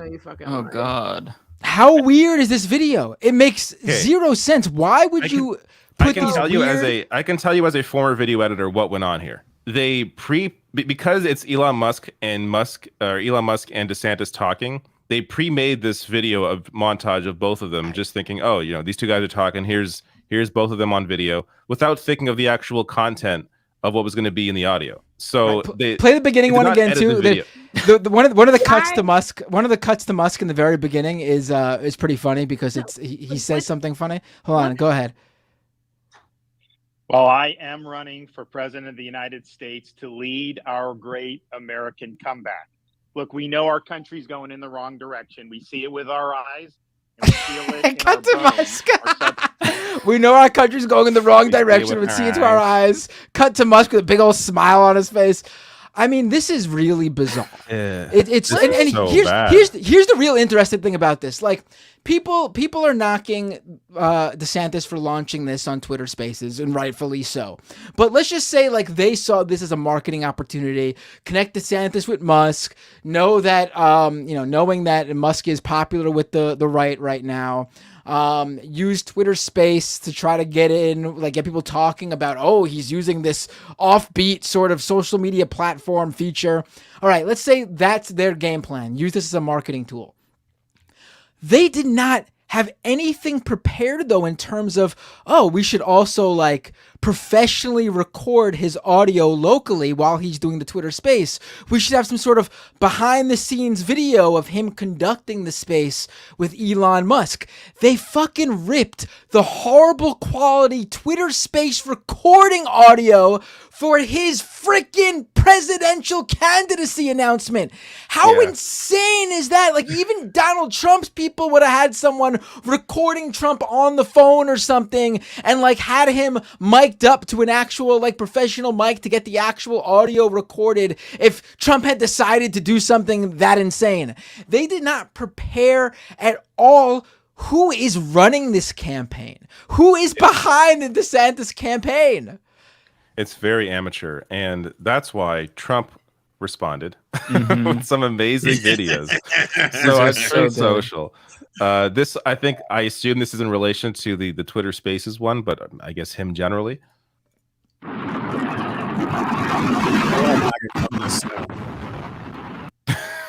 just an Elon rocket crashing. There you go. So good. Ruthless but boomer tier. I like it. It's a good balance between being boomer and ruthless. Yes. Okay, the Spaces. This one is. He's calling him Rob now. This is. You've got to play the fake Spaces event that Trump shared. That's the insult, Rob. Yeah, he's calling him. Rob sanctimonious and his whole. Oh my god. He's too powerful. Trying to say these are record falls. The question is, Rob just young, inexperienced, and naive, or more troubling, is he a fool who has no idea what the hell he's doing? We already have one of those in office. We don't need another one. We need MAGA. Make America great again. That's what we want. Make America great again. We have no choice. This is the last shot we've got at it. If we don't win this time, our country is in really big trouble. Thank you. Like, look at that. Listen, last time. That's why you're in this situation. Like, look at the video. Like, look at Trump's video response that he got a few of these out throughout the day today. Dude has a professional video team with professional high quality audio. Like, this is a serious operation. Whatever you think about Trump, it's a serious operation. Ron DeSantis has someone that Ron DeSantis put out another video that like is really bizarre too. There's another one that's crazy. Hold on, let me find this one for you. There's on the same account. Let me see. Someone's like holding it handheld. It's all moving and everything, and he's talking, and they clearly didn't mic him to any sort of professional camera. To any professional mic. It's so bizarre. Like, what are you doing? Like this, and this guy had months. He was testing the waters for months. This wasn't a thrown together last minute decision. This was just so bizarre. Here it is. I found it. Here you go. I'll send it to you right now in the chat. Look at the handheld video, just moving all over the place. Listen to the audio quality. There's apparently millions of dollars behind this guy. Oh no. Oh my God. I'm running for president of the United States to lead. Oh my God. Oh my God. I announced that on Twitter Spaces earlier tonight, and it broke the internet because so many Look at the wobbly camera. The internet. What? It broke the internet. Oh my God, you losers. Please go to rondesantis.com, donate to the cause, and I think it'll be a night to remember. This is so weird. God bless.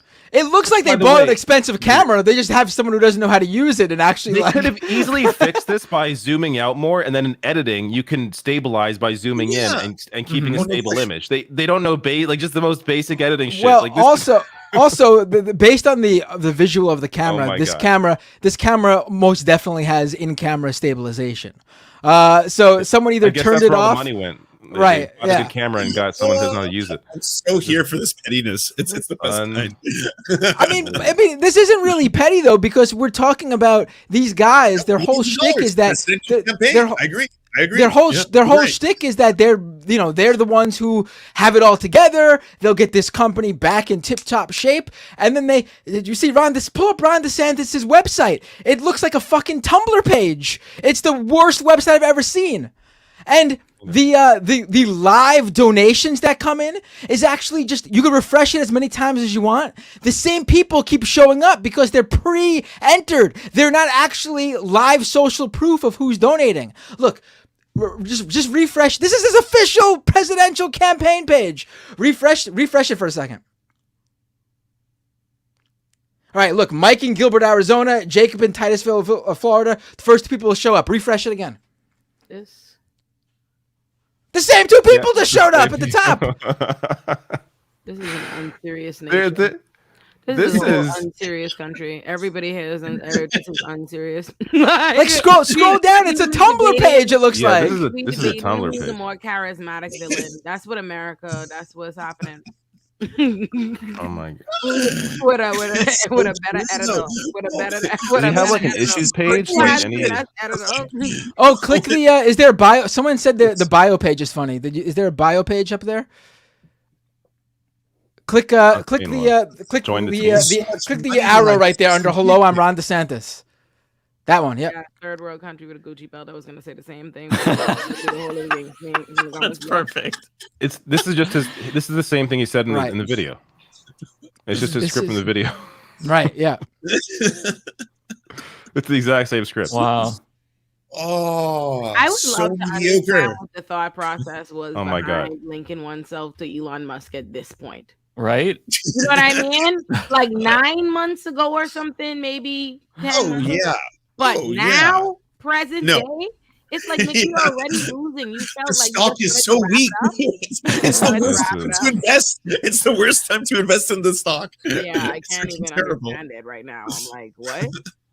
Let's watch another Trump video because I'm curious. David, before we move on, you have to also play the Trump fake spaces. Oh, that's also good. Yeah, that's really good. Yeah. In December of 2017, Ron DeSanctimonious was polling at 5% in the Republican primary for governor of Florida. 5%. DeSantis had virtually no endorsements and was being drastically outraised by Agricultural Commissioner Adam Putnam, the widely viewed favorite. He was going to win. He was going to win easy. He was way up. Ron had zero chance of winning. On December 21st, 2017, a man named President Donald J. Trump endorsed in support of Ron DeSanctimonious. His polling skyrocketed, and DeSantis won the Republican primary 57 to 37. He was down so many points, and all of a sudden he wins by 20. He was already looking for jobs, but he did it because of President Trump. Thank you very much, Ron. Thank you very much. Gotta read that. You know what's crazy? Trump is ass too. If we keeping it G-real, like Jesus, like teleprompter whooping his ass. Oh, of course, no. Faces. But next to this, that's why it's so amazing that next to DeSantis, he seems like he's professional. And that's why the country is ashamed of itself. I really, as a person from a little island nation, this is offensive for this country to be. I'm sitting there like America. You know, I just saw an article yesterday about Kamala Harris is going down to the Bahamas to discuss shit with us, but how they can help us. I was like, how the fuck you could help us? Help yourself.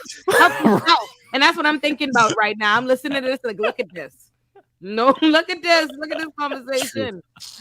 And this is I'm not sure if a fan did this for him or like someone in his campaign, but so they got a bunch of AI voices to pretend they're each of these people in this fake Twitter space call.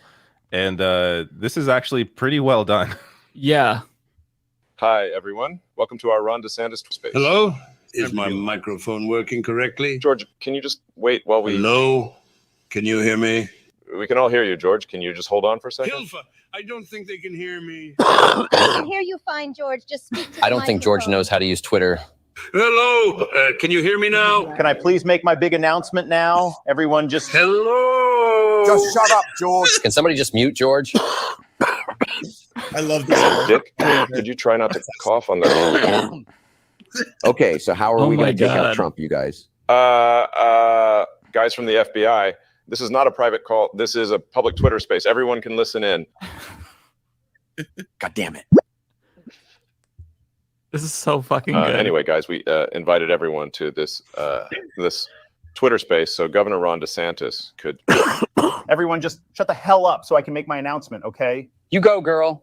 Wait, the devil is gay? So what? Everyone in this call is gay. I happen to know every single one of you has a secret gay lover hidden in your closet. Guys, can we please just calm down? He's so funny. Ron DeSantis is anyway, guys, I just wanted to announce that Okay, I can hear the governor very well. Shut up, would you please shut up already? I'm running for fucking president, okay? Yeah, we kind of already knew about it. Know, Governor. Congratulations, Governor. Well, that concludes our Twitter space for today. Thank you to all of our... Hold your horses, Elon. The real president is going to say a few words. The devil, I'm going to kick your ass very soon. Hitler, you're already dead. Dick Cheney sounds like you'll be joining Hitler very soon. Klaus Schwab and George Soros, I'm putting both your asses in jail.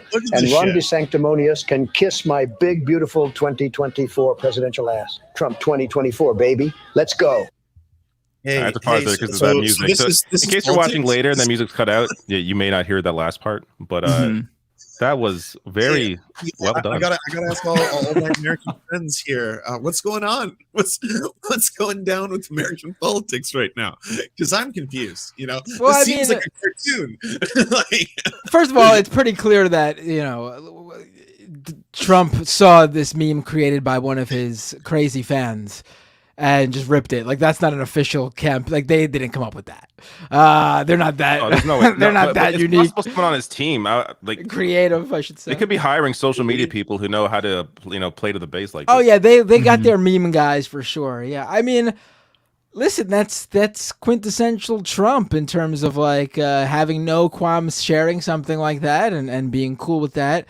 Can't imagine a DeSantis fan coming up with something that creative. They hold it's cameras still, so they're not doing that. right. They don't have any talent. I mean, I don't think DeSantis is cut out for this stuff. His team is not, and he's not either. Like, Trump's gonna eat him alive, and that's for the best. That's quite frankly for the best. Yes. I was thinking that I was thinking it was so weird that he chose like Elon Musk, the only person with less charisma than him, to help co-host this Spaces event. But then it's like, wait, no, it makes sense because it makes him seem more charismatic because Elon Musk is the only person with less charisma than Ron DeSantis. Crazy though, I feel like probably I think Ron DeSantis's whole game has been trying to appeal to like show I'm the more evil, like look at all the evil things I can do on the right wing extreme. So I think because Elon Musk has made himself this beacon of like the left hates him right now and the right apparently, in his mind, I think I'm sorry, my fault. Sorry, but I think in his mind that would probably like help with that image he's been trying to foster. I think in making himself this kind of like right wing. I think he's misguided in application. I think that was probably the thought process there. Let me turn my camera off. Right. What strikes me about that announcement video is just that it's very standard politician, like from Ron DeSantis.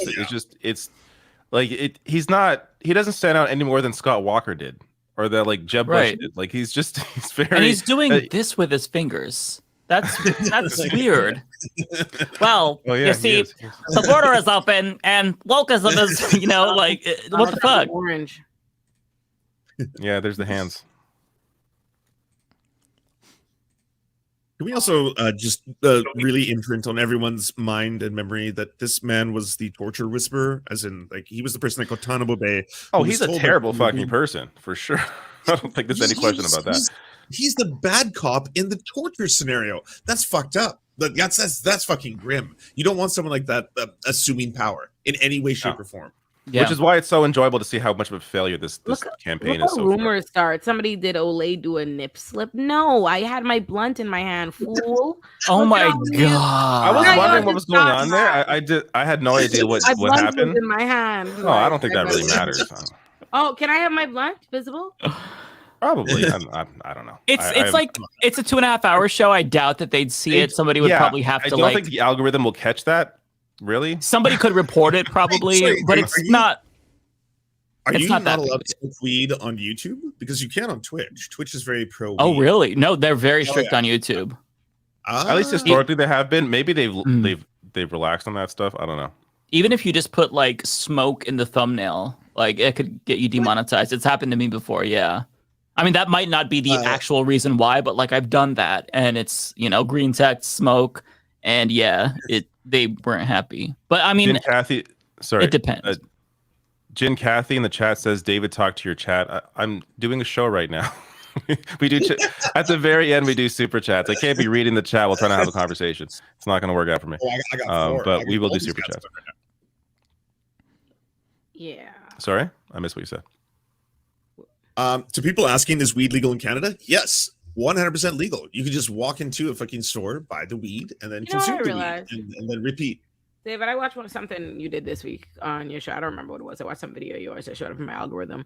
And I think you were talking about covering, somebody asked you something Canadian, and you were like, oh, you know, I cover like American, or I don't cover Canadian or something as much, right? That's what you said? Like, you cover American. I forget what context I was in, but yeah, that may be and I was like, what's the backstory there? Because like I don't cover anything Bahamian, but that's because I live here. You know what I mean? That's how that happened. How'd you end up in America's business more than Canada? It's how I got into politics because of like Jon Stewart and like the Young Turks. Like that's, you know, we're talking like 15 years ago.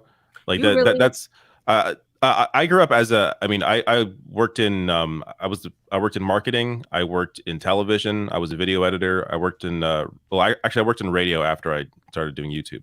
But I remember I had a radio that. show, like so you brought me on your radio show. That was cool. That's right. I had you. I think you're in my first. That was my first time on radio. Wow. So it's just honestly, it's what interests me. Like it's what interests me. It also affects us, by the way. Like Americans, you should realize that what happens in your country. Like, I want fucking socialism to take over, Bernie Sanders to get power, stuff like that, because it'll affect the rest of the world. You are number one, baby. You're the hegemonic superpower. You are the imperial force. Like, you have the most fucking money in your military. You have the most amount of military bases globally. You control the world. You won. So that's why, like, other countries, like it's pretty like normal for other countries to be really invested in American politics. Yes, yes. My parents know if you saw my daddy has a Twitter, believe it or not, and if you saw it, you would have no idea. You would think it is a nice older white Democrat gentleman in America. You would believe it. So my parents watch America. My parents know everything happening, every fucking thing happening in American politics. They are hardcore stinking Democrats. Don't know shit about what's happening to Obama's, and that don't make no fucking sense, and it never did. So literally, as I'm watching David, I was like, my mom and them would like David. I see what's up happening there. I was like, I gotta remember to ask about that, because what you doing in their business? Like, if I were in the Bahamas, I would be core Bahamian politics. Ask my daddy something about Bahamian politics. He's like, I have no idea. Meanwhile, everything else, he's on the phone like, big opinions. He's like, when are they gonna indict Donald Trump? Do you think he's going to go to jail again? I'm like, daddy. Like, that's Lance is right though, especially like culturally, there's a massive impact. Like that. All this anti-trans shit, I'm sure it's already starting in Canada. I know it's going to get even worse. Like it's always there's whatever's happening in the U.S. always has an impact on us later on. Pierre Poilievre, the new leader of the Conservative Party in Canada, is very much in the same, cut from the same cloth as Ron DeSantis. He sounds like Ron DeSantis. He speaks like Ron DeSantis. They're both fucking losers. Yeah. Yes. 100%. And it sucks because he's doing like the fashy playbook right now, where he's dipping into a whole bunch of things like cryptocurrency. We have to decentralize from the Canadian economy, and then after that, we have to basically go after the LGBTQ because it's indoctrination, wokeness, right? And it's like this stuff probably would not be front and center if it wasn't like in right wing media circles and being successful in right wing media circles, but not being successful electorally, because at the end of the day, like it's pretty fucked up to be like, hey, by the way, women, you shouldn't have bodily autonomy. Like that doesn't play well in the whole people getting out to vote kind of shit. So that's why a lot of the shit on the right, it's like, it's extreme. They're going so fucking far and so fast, being fucking like, hey, by the way, we should eliminate transgenderism from society and all this kind of stuff. Like it's like, to see as an outsider, to see as someone in a different country, it's scary as fuck. Like I'll just say that. Does nobody have on the bingo anything about Lance and a trans support monologue? Because you have to add it, because Lance always makes sure he gets it off. I swear to God, every episode I be high minding my business, and suddenly I hear they want to eradicate transgenderism every fucking time, and it like snaps me back. I'm like, what were we talking about? Like, Lance will find a way. You have to put it on the bingo card. I'll take that. That's a good square. I'll take that square. That is a good square.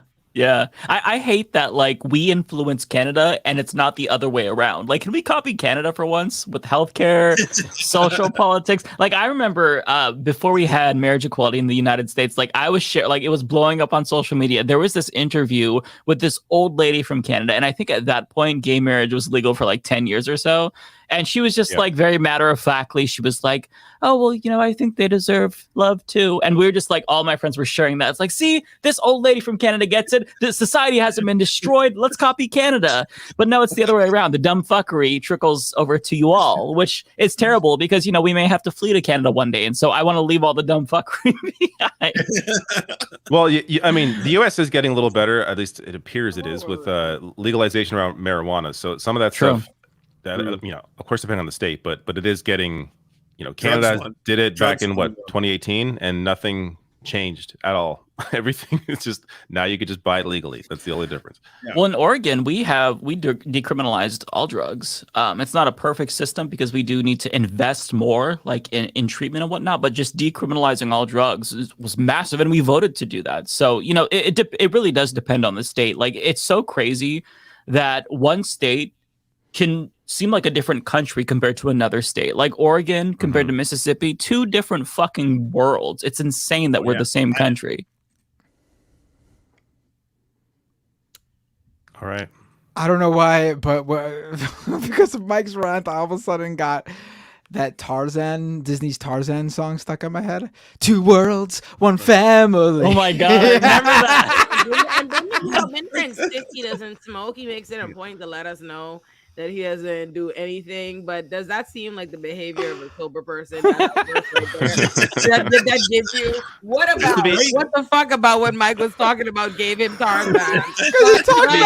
He talked about two different worlds. He talked about two different worlds. Behavior of a parent that watches Disney movies. That's what the behavior. How are you the sober one? That soundtrack, my parents bought me the CD, and that was my favorite song on that soundtrack when Tarzan came out on Disney. Well, speaking of Disney, we got the Little Mermaid movie coming out this week. I'm going to see it on Tuesday. It looks cute. Nice. Yeah. I will say it looks super normal. It actually looks really bad. I have no interest. Because all Disney's live action looks really bad. It's funny because like the racists were pissed about what's her name again, Halle Bailey. People are pissed about her, but I've seen the trailer. I've seen clips. She looks like she's the best. She seems like she's going to be the best part of the movie. Yeah, the music is going to be. She 100%. She 100%. From the clips I saw, she 100% like just owns the aura of Ariel from the cartoon. Like she just own. Like I was like, holy shit! I see why they cast her. She like feels like Ariel, like her demeanor, her voice, everything. So the racists, of course, mad at the wrong thing. It's everything else about that movie that's probably suck. Sebastian looks very, very bad. It just seems a little weird to me. I mean, maybe you get used to watching the movie. All three of those, the three animated animal characters, Sebastian, Flounder, and Scuttlebutt. Oh, I'm thinking of Flounder. Yeah, they look horrible. Like, what are they thinking? They look horrible. It's just weird because it has to be realistic, right? Yeah, like Flounder's supposed to be a little chungus. I don't want to see this weird ass looking realistic fish. You know, he's cute when he's a little chungus. What the fuck?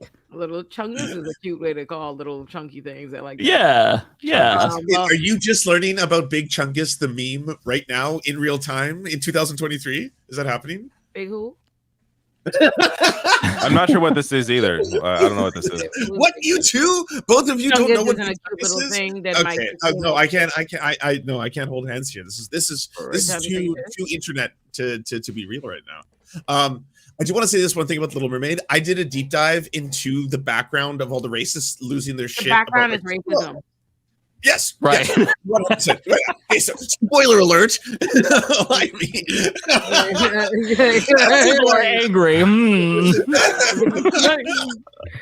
But hold on. So for anyone who doesn't know, canonically, just for the facts over the feelings, there have been non-white, non-Aryan, non-fucking Anglo-Saxon mermaids in the history of the show. Multiple different people have played in both the live musical, the live presentation, and on the TV show that was done of the live version, who were not white. Lots of different people who were not white have played Ariel. Canonically, historically, all the precedents are there. You're just racist. That's it. Right. Yeah, but it doesn't even matter, though. It doesn't even matter, though. Who gives a fuck? Stop engaging these fucking bigots on the merits. Stop what the other fictional imaginary characters have been depicted as. Like, fuck you, grown ass men worried about what this children's film is doing Oh my God! All your loins itching off of the Little Mermaid. Sit down, fucking losers. It's so bad. So, okay, you all know that I am an adult fan of Lego. So I watch a couple of YouTube videos. Creators. Oh, the worst. They get sets early, and one of them got a Little Mermaid set and was just commenting, like a new Little Mermaid set was commented about, oh yeah, this looks really cool. And that video was like the first video they ever did that got like almost 50% dislikes just because they didn't denounce the Little Mermaid. I'm like, oh my God, in the fucking, you're all Lego fans. These people are all keyboard. They all live online, right? So they all go from like thing to thing to thing to like downvoting, giving bad reviews. Like they live for this shit. Like it's insane. It's such a sad life. Like it's so ridiculous. We need to address the racism in the Lego community, okay? Like I mean. It sucks that this isn't a meme. It's real life. It's real. It actually made me feel depressed. wait. Olay's trying to say something. Go ahead. Yeah, no, I said I've been black for quite a while, so none of this is surprising to me. That's really how they give it up. Like, I don't know if y'all know news, y'all, but people feel passionately about how they don't like niggas. Earlier in this chat, someone, when I hadn't talked for 30 minutes, was like, I love everybody except the loud one, blah, blah, blah. I was like, oh my God. Been muted on camera, off camera, smoking. They're so ridiculous. You know who actually, speaking of the Little Mermaid movie, you know who I have heard that sounds like she's gonna ruin the movie? Friggin' Aquafina. How did she get in that movie?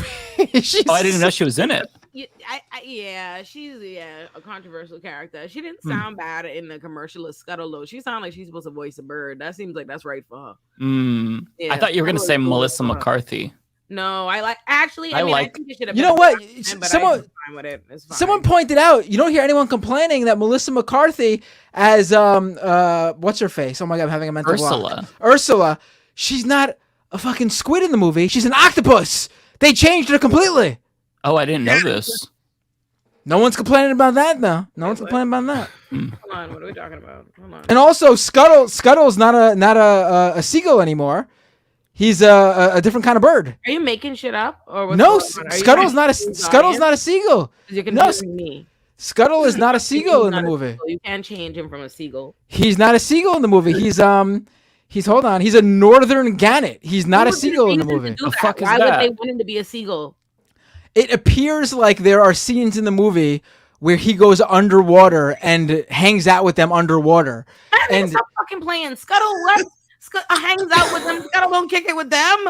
Scuttle be above. What are they talking about? But that's why they changed it, because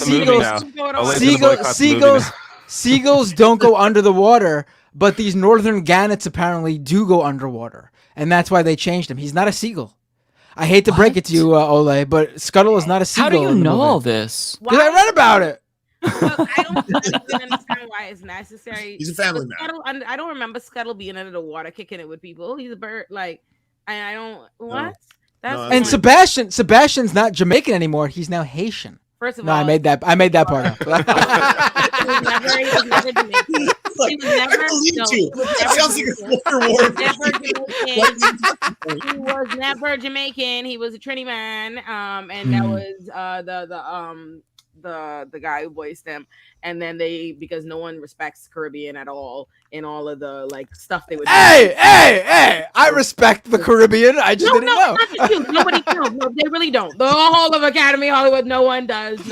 It's just a thing. But I mean, obviously, who gives a fuck? Ultimately, I'm not gonna Shapiro this about him being single. But I always like, because the Atlantis is in the Bahamas, right? Like, so it's always like that whole lore around the lost city of Atlantis. We have that in the Bahamas. It always felt very in the Little Mermaid, like it's obviously in the Bahamas. And we got a lot of fucking seagulls. That's what we have. Seagulls. We have lots of goddamn seagulls, just like Scuttle. So I don't know what this fucking fancy bird is, but I know it's not in the fucking Bahamas and not by Atlantis. I know that. So anyhow, whatever. But I will be seeing this movie on Tuesday. I love Halle Bailey. I am hyped.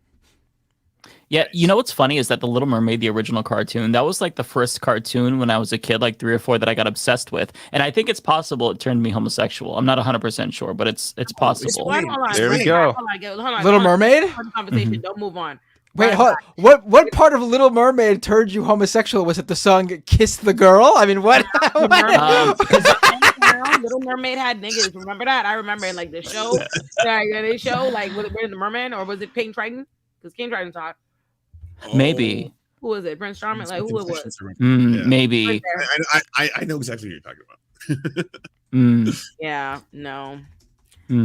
I think first of all, I had all kind of like TV and cartoon crushes when I was a little kid, but the first time I really realized like I was gonna really make my Grammy spend a bag off my crush was when I watched Star Wars and I saw Hayden Christensen.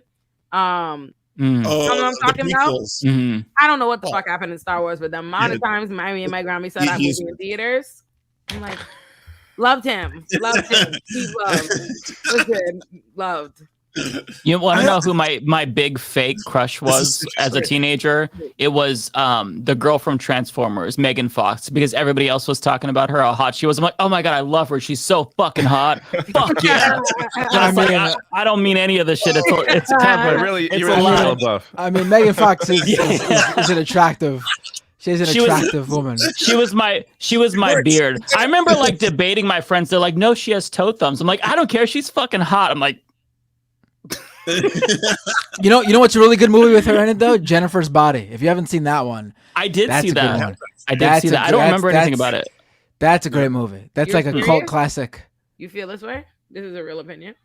Jennifer's Body. It's a great movie. Yeah. Like you cracking jokes. Okay. All right. No, it's a good movie. Oh no! Now you can't tell when I'm being serious or not. No, Jennifer's Body is a good movie. No, you just be saying you've been having some takes. Wait. Me explaining that Scuttle is no longer a seagull is not a take. It was a lot. Like I don't know. I've been smoking. You're saying a lot of crazy things. I see that you're right. The world has changed, but it's not crazy to me on impact. Well, folks, it's 10:30. Oh, is it already? Wow. Look at that. This episode went by so fast. Time flew. That's because we spent like 3 hours on Illuminati. We didn't even finish it. We didn't even finish. Oh, oh no! I know. Are we saying after show? Bender froze at the worst time. No, they got him. Yeah, you should stay for the after show. There, you unfroze. Sorry, Ole, what you say? There we go. Ole? What I do? Yeah, I'll What'd you say? I didn't hear what you were saying. And I was just saying we'll stay for super chats. Oh yeah. Oh, you're staying for super chats? Yeah, we'll stay for super chats. All right. Yeah, some of them were addressed to you at the beginning, Ole. Yeah, that's why I was like, let me just start from the top here.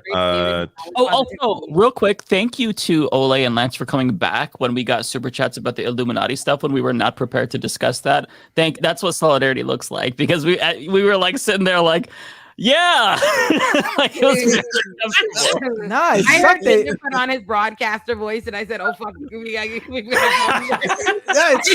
actually." What sucked about them coming back is the three of us couldn't be like, "Yeah, man, this was all Ole and Lance's idea." I mean, they fucking just. Honestly, I know people. There were people who saw it like that. Still, they had me and Lance back together, and I will say, I did say on like episode 1, me and Lance were both Leos. And people didn't want me to say nothing about zodiac signs. The Leo hate is real. I feel deeply. I'm like, Lance. Okay. I never used to believe in astrological signs until this show. But me and Lance this has changed my opinion. That's how I I'm know. 180. Leo and Leo love. I love Leos. The first chat here from Parker. He will finish off Celtics by the end of this episode. Celtics are winning 100-81. So it appears the sweep is not going to happen, even though Florida Panthers did sweep Carolina in the NHL playoffs. But you are wrong, Parker, but thank you for the super chat. Mike Thompson says, yay, I can tip again. Thank you, Mike. Lemonhead says, President Sunday for 6th member. I don't know who President Sunday is. I've never heard of person. them. It's a political streamer, I believe, who does political streams. Interesting. This is from Lee Baratiniar. Thank you all for this. This was during the Illuminati thing. I guess people, from what I saw, people were appreciative of us being just straight up with them. I mean, that's what. Thank you, Lee. Thank you, especially Ole. Lee called me out twice last week, so I appreciate that. Thank you. I appreciate Lee saying that. Oh, I recall Lee was calling you out last And week me, in David and me. Right, she was doing that in David Dole's chat, and then she jumped to my chat when she decided to be nice and friendly to you guys. That's just how it works, right? well, then that proves it's all bullshit. No, it's no. That proves that the chat to make my chat look bad. Exactly. The aura and scenery of the chat changes people. Like when they're in your chat, they just feel like being evil and nasty. But when they're in my chat, the good naturedness of my listeners just overwhelms them with kind-heartedness and joy, and they become a good person. Yes. I would put my chat up against yours any day, Matt. Infinite Content says, I'm just kidding. I would okay, not. Dons, can we discuss how Telcom X Sean King is back up to his incessant scamming again? Olay should speak on this. Why should Olay speak on this? Why should Olay speak on this? I don't follow Sean King. I have no idea what's going on with Sean King. I'm assuming because I'm perceived as a black activist, I guess. What the fuck? Celeste says, don't forget to watch The Little Mermaid this weekend. Oh, there you go. Celeste super into Little Mermaid. You should speak out. Why don't you say anything about this? Oh, this one's for me. Rachel K with a $50 super chat. Bless you, good folks. Here's a bit to show my appreciation and to help get Matt a new mic. Solidarity. Yeah, I don't know what's been going on with my mic lately. I guess maybe it might be something with my mic. It's been happening on multiple shows. Have you tried not just different Leftist mics? Mafia. Because I feel like it's probably just the interface you're using to stream as opposed to the actual mic itself. It also might be this. I don't know what it's called. It's the audio thingy that you plug the mic into. Right. I'll have to check it out. I'll have to try things out. It sounds good right now, so who knows? I can't tell why it goes out when it does. I need a new mic for in here. I have a good mic that I record my show with out there, but I'm gonna buy a different one. Tara. Oh, thanks, Tara Beck says, hi, Mike. I saw it. I responded. There you go. This is Binder. Oh, it is. Vex, I'm poor, but here's $1 for each of you. Well, I thank you, Vex. Nice. But I'm gonna keep all 5 of those. Bender, I'll send you my Cash App after. Sounds good. I'm just kidding. I'm just kidding. Adrian with a super chat. I need to get some sleep, but I really appreciate you guys addressing the Blair situation with so much grace. Much love to you guys. Look at this beautiful stuff coming out of my chat. I really appreciate that. I love it. Oh, did Lance leave? I just realized. Should I take him out? Oh, He'll be back. Or is he gone? I don't think not. I think he's gone completely. If he comes back, I'll add him back in. Did I get this one already? Yes, I did. Yep, I read this one. Adrian. Cosmere Dragon says, bring on leftist power couple Crystal and Kyle to make the case for Marianne Williamson. That's a good idea, though, to have them on. Yeah. I'm definitely open to having Kyle. Yeah. I mean, if they want to make the case for her, sure. But yeah. I mean, hell, Marianne Williamson could come on and make the case for Marianne Williamson if she wants to. That's a great idea as well. So if you say that, be serious, because I am. I seriously have no problem talking with her. She seems like. She's a really sweet lady, a nice person. Yeah, my qualms aren't even with her, the individual. My qualms are with her campaign in terms of there being no real movement backbone behind it. And if you are a leftist insurgent campaign, you need that. Otherwise, it's going to be in the water. Yeah. Great. Tokyo Hans. Tokyo Hans with a super chat. Thank you, Tokyo Hans. Thank you for introducing Olay to us. She is amazing. Can we get a weekly 1 minute segment on what she is eating on stream? Every week you get something delivered. I guess you should take a minute to let us know what delicious dinner you're having. I was eating oxtail today when my camera was off. I had oxtail dinner tonight. That's what you do. It always makes me so hungry, especially when you're eating French fries. Something about French fries, it makes me want French fries. I also love that Olay knows that we do this every Thursday at the same time, and she has not moved her dinner time. It's because of the smoking. Obviously, it's not a choice. Like it's a byproduct of the. Also, Bender. Oh, 0PE, the super chat. I care very little about the Blair stuff, to be honest. I wanted y'all to get into the Anna Uber DEI story more so than that. What is the Anna Uber DEI story? Don't ask. We don't care to stay in her business. Wait, Anna Kasparian? Oh, I don't. It's something. I really didn't know. I don't even know what the Anna Uber DEI is this the Karen bike thing? Is that what this is? Oh, is that? Okay, no, I don't think that's what. I'm I confused. stay. Listen, I have no idea what this is. Y'all know they sensitive over there. Y'all know we gonna see a clip. Move on. I don't know what that is. That's smart. Oh, We don't need more drama, people. This is also you. Super chat for me again. Wanda, watching this drama unfold makes me glad I am a boomer that didn't have YouTube when I was young. First, I only watched Leftist Mafia because I follow and love Matt, but now I follow all of you and love you all. Oh, that is a really sweet comment. I love that. Chat is That's very nice. It would be really funny if Wanda did follow this up though with a super chat that's like including Illuminati, and now I'm going to defend her and say why you should bring her back.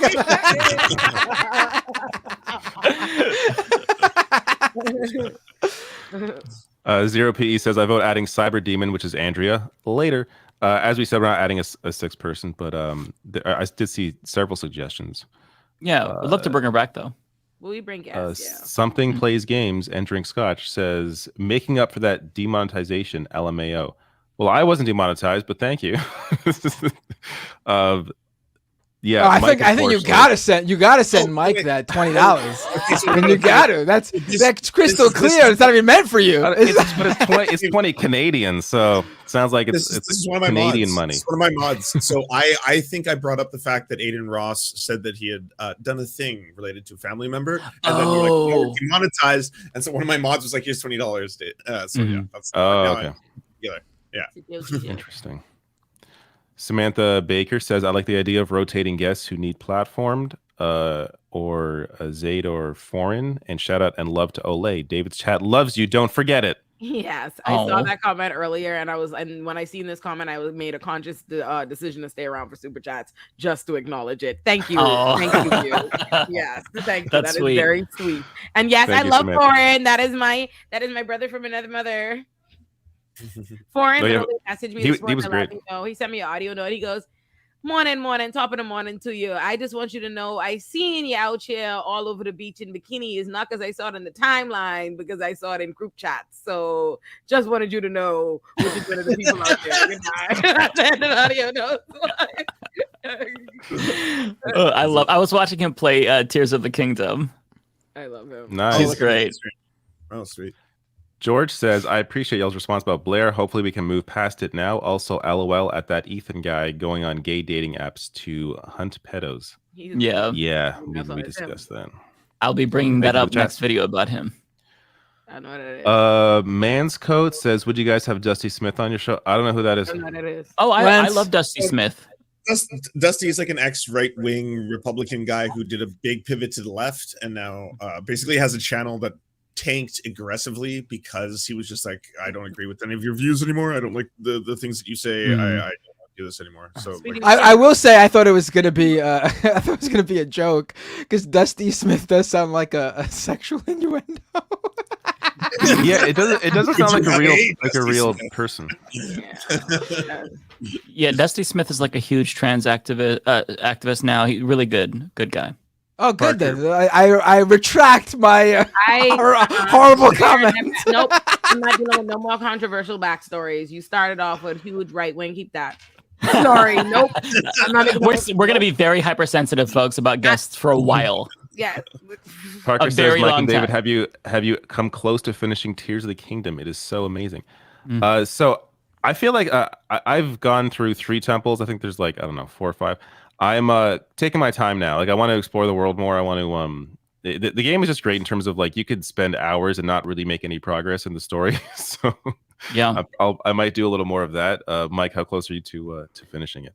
Nowhere near close. I completed the fire and wind temples. I've unlocked all of the lookout areas. Haven't really explored the depths that much. I mean, I've been down there. And those are huge too. It's like a whole other map down there. It's crazy. The game's too big. I'll be playing it for months probably. And I'm not gonna like rush it. I'm gonna take my time. Yeah, I'll take my time with it. Yeah, I'm really enjoying it though. Oh my God, you two! Enough with the Zelda. Christ. I can go on. I can go on for hours. So Yeah, we can have a whole fucking episode on Zelda. It is taking every ounce of willpower to not talk more about it, but I'm reining it in for you all. Okay. Thank you for the super sticker. One bowl 390. Catherine, this is for you, Bender. Oh, Catherine with the super chat. You must continue to call them out. Are not paying attention to them doesn't make them disappear. It can only make them bolder, right? This was, I think, in reference to when I think Mike was talking about how sometimes it gets hard and you got to just sort of step away from it for a little bit. But yeah, absolutely. That's why I think all five of us do what we do, because we're steeped into this crap, and there's no way out for us. Our brains have rotted. No going back. We are in it. Yeah, that's clear.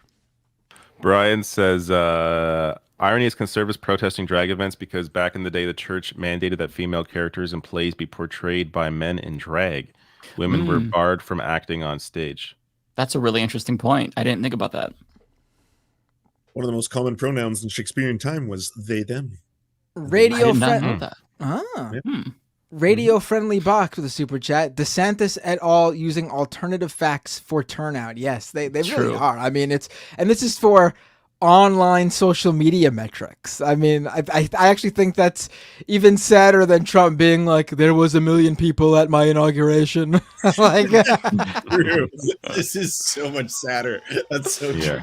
Like Trump was like, oh, I swear this was this many people live there in person on the front, in the front of the White House, and DeSantis' team is like, we swear there were this many people on the internet tuned into our Twitter Space live chat. I love your DeSantis voice. Also, I love the idea that DeSantis broke the internet because the Twitter Space went down. Like, that's the equivalent of me being like, oh yeah, my website was so popular it went down. No one paid attention to the fact that I stopped paying my web host. Like any engineer or staff. Right. This is also yours. Oh, Crew Herks with a super chat. I've come around on the sanctimonious over Meatball Rod. Trump worked on you and he won you over. That's what Trump does. Same. I think we're just hearing it more often, so we're more used to it. But he could do better, I think, than the sanctimonious. But hearing him say it over and over has, I guess, the repetition has won me over. So I agree with this. Have you noticed that DeSantis has changed how his last name is visually portrayed so it looks less ethnic? Have you guys noticed that? No. Because it's capital D, it's capital D, E, capital S, and then the rest of his name. They've stopped doing that. They've stopped treating it like it's Ron DeSantis. Now it's just like Ron DeSantis. It's one thing now. Oh my god. You know what I want to point out. Hold on. Can we just take a second to point out that when Trump came up with a slogan and expression and name, the sanctimonious, and people didn't like it immediately and encouraged him to change that messaging, he just continued on until everybody was sold. Just let the record reflect. He didn't change the sanctimonious. So anyway. There's a lesson in there, folks. Yes. Even though he's wrong, I think he would perform better with a different one. Bay Photo says, after DeSantis' historic announcement, Americans everywhere are asking themselves, what's a Twitter space? And who the hell is David Sachs? There are definitely, I think, a lot of people asking that question. It was so funny. I just got to say one more time, David Sachs was the one in the Twitter space that was just like, oh, this is absolutely incredible, astonishing numbers. I can't believe what a momentous, the sheer majesty of the numbers, sir. It's like Corpse Husband gets more viewers every single day just on his stream on YouTube, like at any given point. He gets like 4 times as many viewers as that all the time. By the way, if you're a leftist who's not familiar with David Sachs, you'll probably know him as the guy who founded that platform Call In, that a bunch of I think Olay, you used it, right? And by the way, he just sold it to Rumble. He just sold it to Rumble. He just sold Call In to Rumble. You know what? Good. That's an excuse for me to just wrap that up. The last time, yeah, that's fine. Man, I'm really taking everything away from Olay. I took away her Twitter verified badge. I took away her Harry Potter, the Little Mermaid. I took away Harry Potter. No, I didn't take away Little Mermaid, but I did take away Harry Potter. Harry Potter was a group effort. Anything else that you like, Ole, for Matt to ruin? I'm sure he'll find something. I'm sure he'll find it. He'll have. Ole, what mic are you using? Did you know that guy was originally Adolf Hitler's right hand man? Listen, yeah, I'll wrap it up. This is also Bender. Oh, Foresto Mintero with a super chat. Landlording breaks brains like the Stanford prison experiment, so it should be an excommunicable offense. So this is defending. I'm unequivocally against like any human being that is a landlord, but I get it. I understand the intellectual argument. Oh, I just have to put this isn't a super chat, but someone in the chat, this just went past me, and it's really funny in terms of what I'm gonna ruin for Ole next. Oxtail is canceled. First of all, you could never. You don't have the power. You don't have the authority to cancel ox. Do you know it's from an ox? Did you realize that? Hashtag not all oxes. Alma says, I look forward to watching you guys every week. Thank you so much. Love that. Love that. I these really polite comments and just nice comments, they're so appreciated. I don't know how much you realize, folks. So we love them. Translation, Mike is saying, give me more super chats. I can't take any. You can't take any. Oh, you're still demonetized?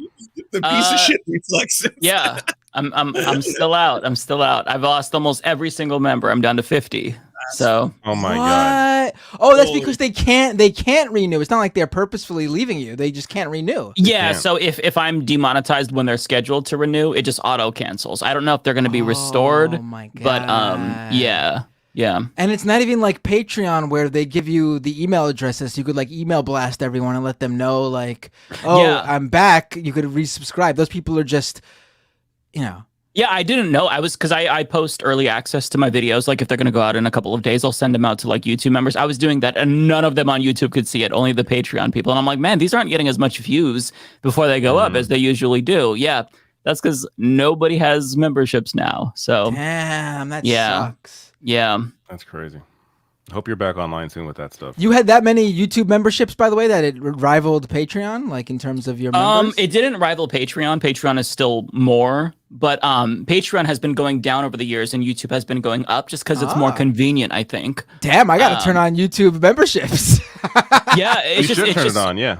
It's just easier, you know, if somebody wants to get like early access or, you know, you want to directly communicate with them, it's just right there. But then again, you have YouTube that can just pull the rug out from under you at any fucking point. So, I mean, it's worthwhile to keep it, but I would recommend Patreon over it for sure. Kelsey, thank you for your super chat. Andrew, this is for you, Bender. Oh, Andrew S. If all members are here, you can split my donation for Matt if you answer this question, and we won't be doing that, but we'll answer the question. If you can create a wrestling persona, would you be a baby face or heel, and what would your gimmick be? Oh, I would 100% be a heel. Easiest. Yeah, that's I don't know what that means. It means the bad guy. The bad guy. That everyone loves in wrestling. Would you be the bad guy or would you be the good guy? Power me! I am the garbage king or whatever. Yeah, I would be a bad guy. It's all fake, right? Yeah, I'd be a bad guy. Gotta have fun. That'd be fun. Oh, the gimmick wise. Oh, this is a hard one. The heroes? I guess it's just the two of us. We have to take team as the heroes. They're all the bad guys. No, I'd be a bad guy. Oh shit! Did you see it? David said, "Oh, I'm sorry. I think I needed to comment on. I'm sorry. I thought I went without saying. Oh, it's just in terms of acting. Like, I feel like there's so much more you could do with that. Like, there's just. I agree. Gimmick is hard. You need to give us time for that one. We'll answer the gimmick part next week. We got to think of our character. Yeah, that's not something we could. Yeah. Rachel, Rachel, it is for me, but it's a question for Mike. Do you take interview ideas for Pride Month? I mean, sure. I haven't really been doing any interviews outside of the Leftist Mafia, but yeah, for sure. I'm happy to hear any recommendations. Dynamite Editor says, this is for Mike. I want him to know that things can get better. Everyone on Discord has banded together and will teach you how to use it. You don't need to be in your boomer bubble forever. Thank you. Thank you. The Discord's easy to use if it's set up properly. Like, I think we should work on our Discord a little more and you know, have encourage proper chat in there, because the way it's set up right now, I'm not the biggest fan of it, but I think we can make it. I looked at it and my eyes just like glossed over. I'm like, fuck this. There's just a ton of chat. It's really confusing. That's all. I don't know. It's too many channels and shit. Yeah. Yeah, if you're one of my mods, by the way, and you want to be a mod on Discord, reach out to me, and then I'll forward your info to Binder or Lance, whoever does it. Do fun stuff.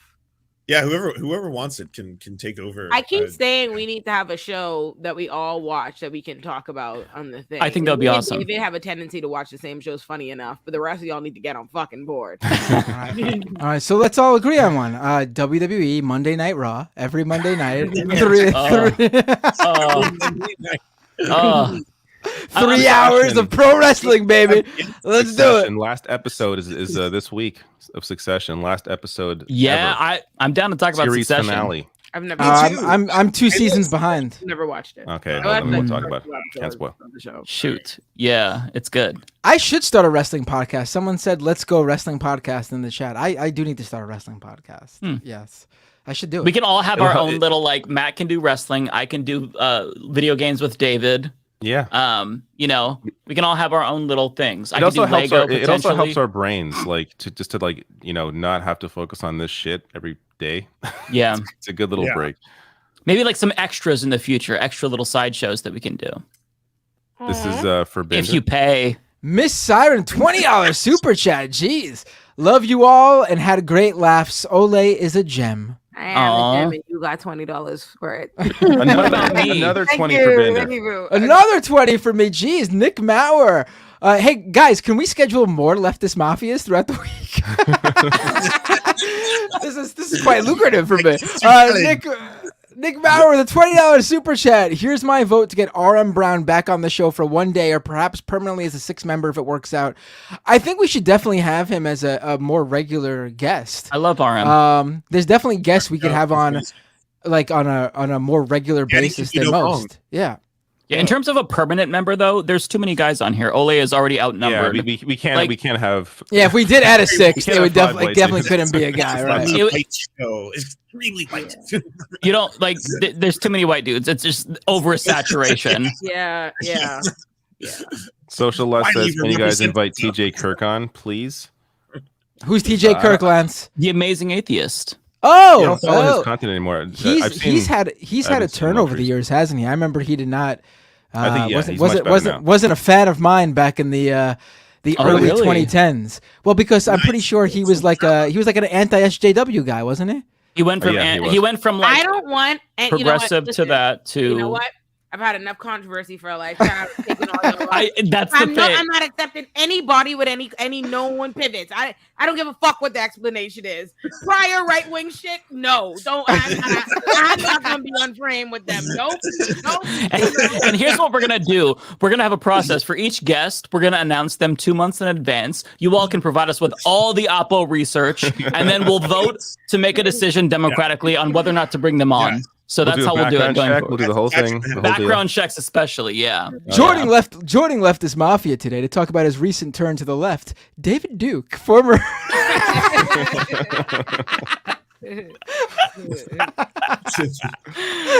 Oh, man. Matt Claremont says, American politics are more interesting. American right wing are trying to overthrow the government. Canadian right wing are protesting 15-minute cities on an overpass. Well, I would not downplay the Canadian right wing right now, especially with Pierre Poilievre. He has a very strong potential of becoming prime minister. So yeah, most likely in terms of polling right now, yes. Yeah, it's a threat. It's not a good situation. Yeah, right now, and we also have crazy extreme people here that aren't politicians. Like it's not all roses. Oh yeah.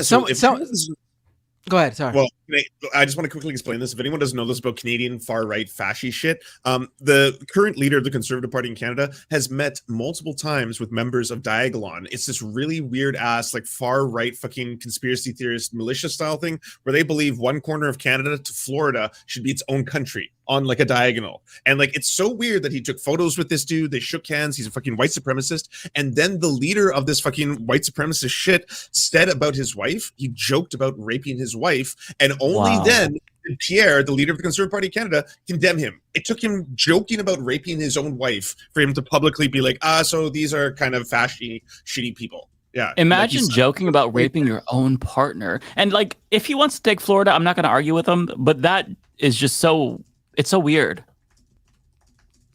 Yeah, it's fucked. Here is, this is for Bender. All right. Alma Gosling with a super chat. Here's some money saving Ole and Mike's till monetized. Oh, there you go. Man, Bender has a lot of payments to be making after the show. For I'm just doing Resto, pretty good today. yeah, for Resto Montero with a super chat. Anna went on a rant about Karen hunting. Well, I have no idea. We're not gonna, God, people. We're not gonna answer for everyone's fucking positions on things. Was this about the city bike thing? Because I had a take on the city bike thing the minute I saw it, and it was simply people got to stop touching this stuff before all the stuff gets out, because you're all gonna end up, circling around into stories that, first of all, shouldn't be national news. A dispute between two people like that should not be put on national display until there is a national issue about it. Until there's something that comes out that should make it a national issue. And I didn't see that in that video, so I didn't touch it. There was no information about it. And then when information did come out, you had conservatives lapping up these claims that the woman who tried to take the bike had receipts for the bike, but none of them dared to show the receipts, so you didn't have any proof. You were just going off of what the New York Post was reporting from her fucking lawyer. Yeah.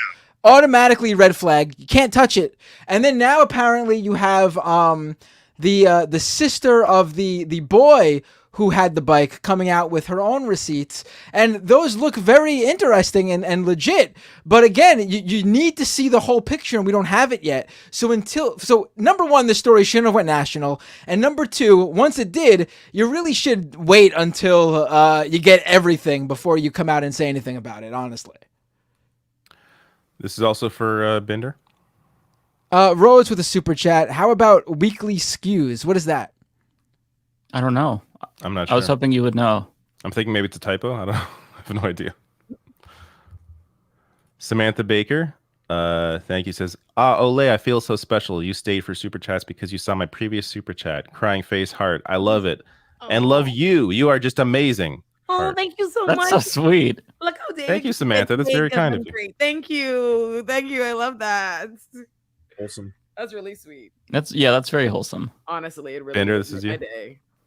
Turbo Sun with a super chat. There's an update on the city bike incident with an interview from the boy and his family addressing things from a small news outlet called News One, wanting to get out because of how they are being slandered. Yeah, that was another aspect. We didn't even hear from the other side of the story. Like, conservatives were wrong for jumping on this. People who we needed to get the whole story, and we just didn't. And people were shouting off their opinions on it before anything come out. I mean, I think it's legit to point out that what she was doing, clearly as a white woman, sort of weaponizing her behavior, her whiteness on these black kids, is certainly an issue. But I think there's better examples of that, particularly ones where they actually get the police involved, because then, in my opinion, it becomes a national story when they get the police involved. Until then, it's really just a dispute between two people that really shouldn't be put on a national display. For you as well. Oh, Argonian Bum with a super chat. This one is for Mike. Sorry, Matt, though. Much love to you, too. Hey, you're giving me the money. That's all that matters. Is there somewhere you upload your hilarious songs? No. I haven't thought about doing that. Maybe I should, though.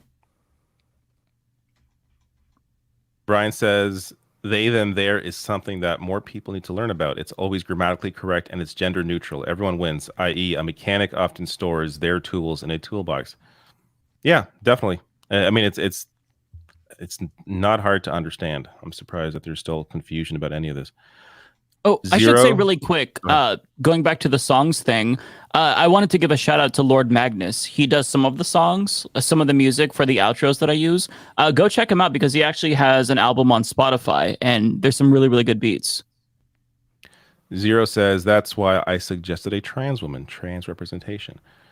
I mean in terms of future host. Yes. But yeah, so we're sticking with 5. And Lance has got that covered.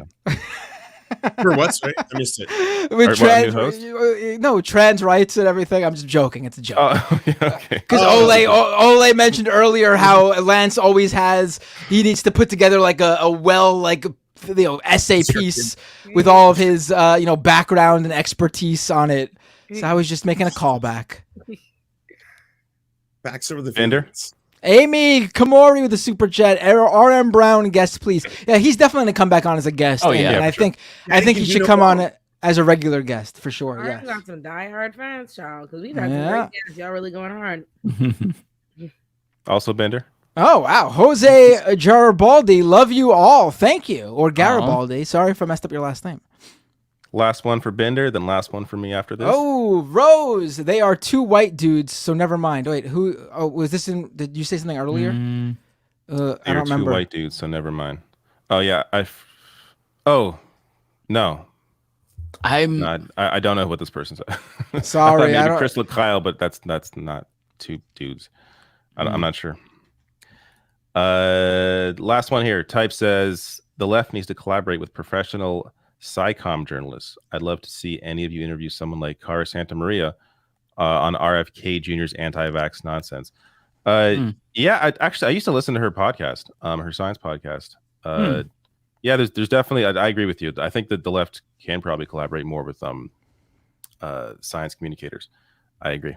Oh, all right. I just saw what Rose. I'm sorry. I just saw what Rose was mentioning. The Weekly Skews is a show, and I guess it consists of two white dudes. We could have them on. We're not we're not saying no more white dude. We're not saying. Speak for yourself. All right, that's it. We're good. Oh wait, no, sorry. There's one more. This may have just come in. Nathan, thank you for the $5. No message. All right. Very nice. Thank you for all your generosity, everybody. Nathan knew you wanted to jump off the stream, David, so he gave you his money and didn't say a word. Nathan can feel my exhaustion through the camera. This is fun, people. Had a good We'll time. see you all next week. Wait, some people are asking in the chat why only 5 hosts now. All right, well let's start. Let's start from the beginning. Give me 30 minutes. Go to the beginning of the stream and you will discover the news. I actually did see some comments like that when we were getting into super chats. It's like they're fucking with us. Like they've got to be fucking with us. Yeah. Or they missed the beginning, which is possible. True. You're muted. Oh, you're muted, Ole. You're muted. Ole, you're muted. I'm putting in a new video. I'm dropping a new video on my channel tomorrow. That's what I said. Oh, nice. What is the channel again? Tell everyone the URL so they can go to it. Olurinaughtii. There you go. Yes. Links in my description box already. Check it out. Subscribe and hit the like button. It really does help with the algorithm. I try to get in the habit myself. Sometimes I forget, but try to do that. It goes a long way. Thank you. Yep. And subscribe to my channel, youtube.com/MattBender. Thank you. Thank you. Goodbye, everyone.